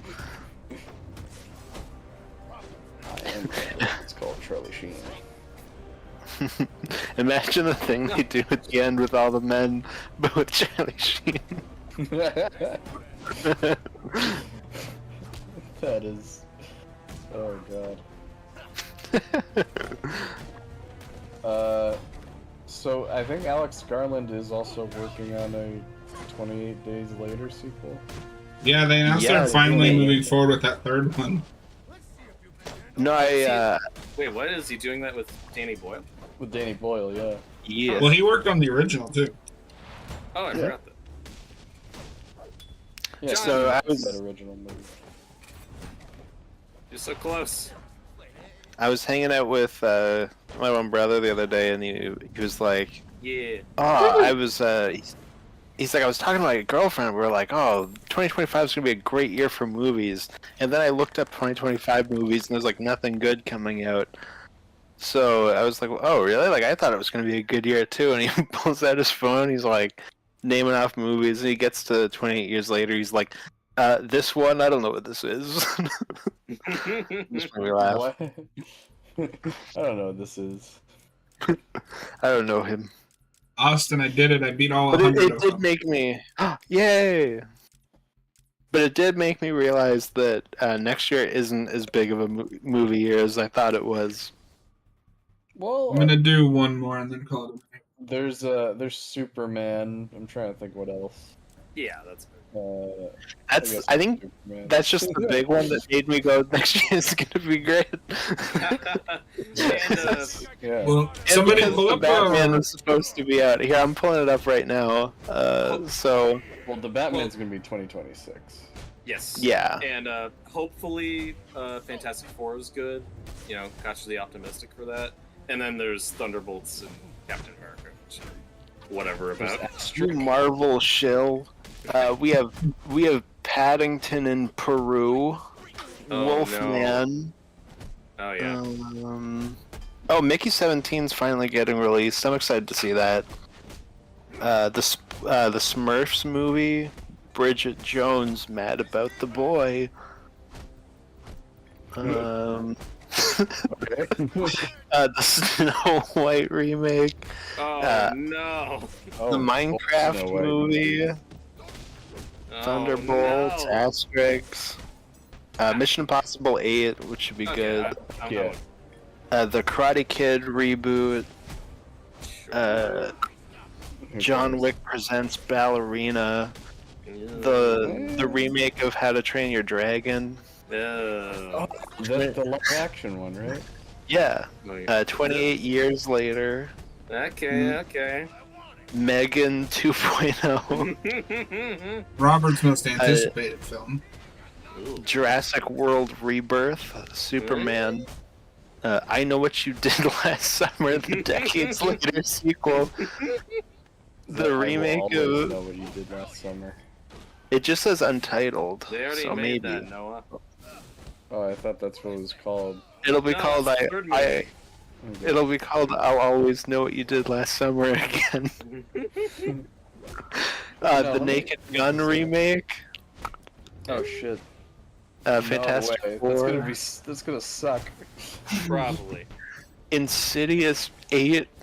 The Conjuring 12. Liar. 32.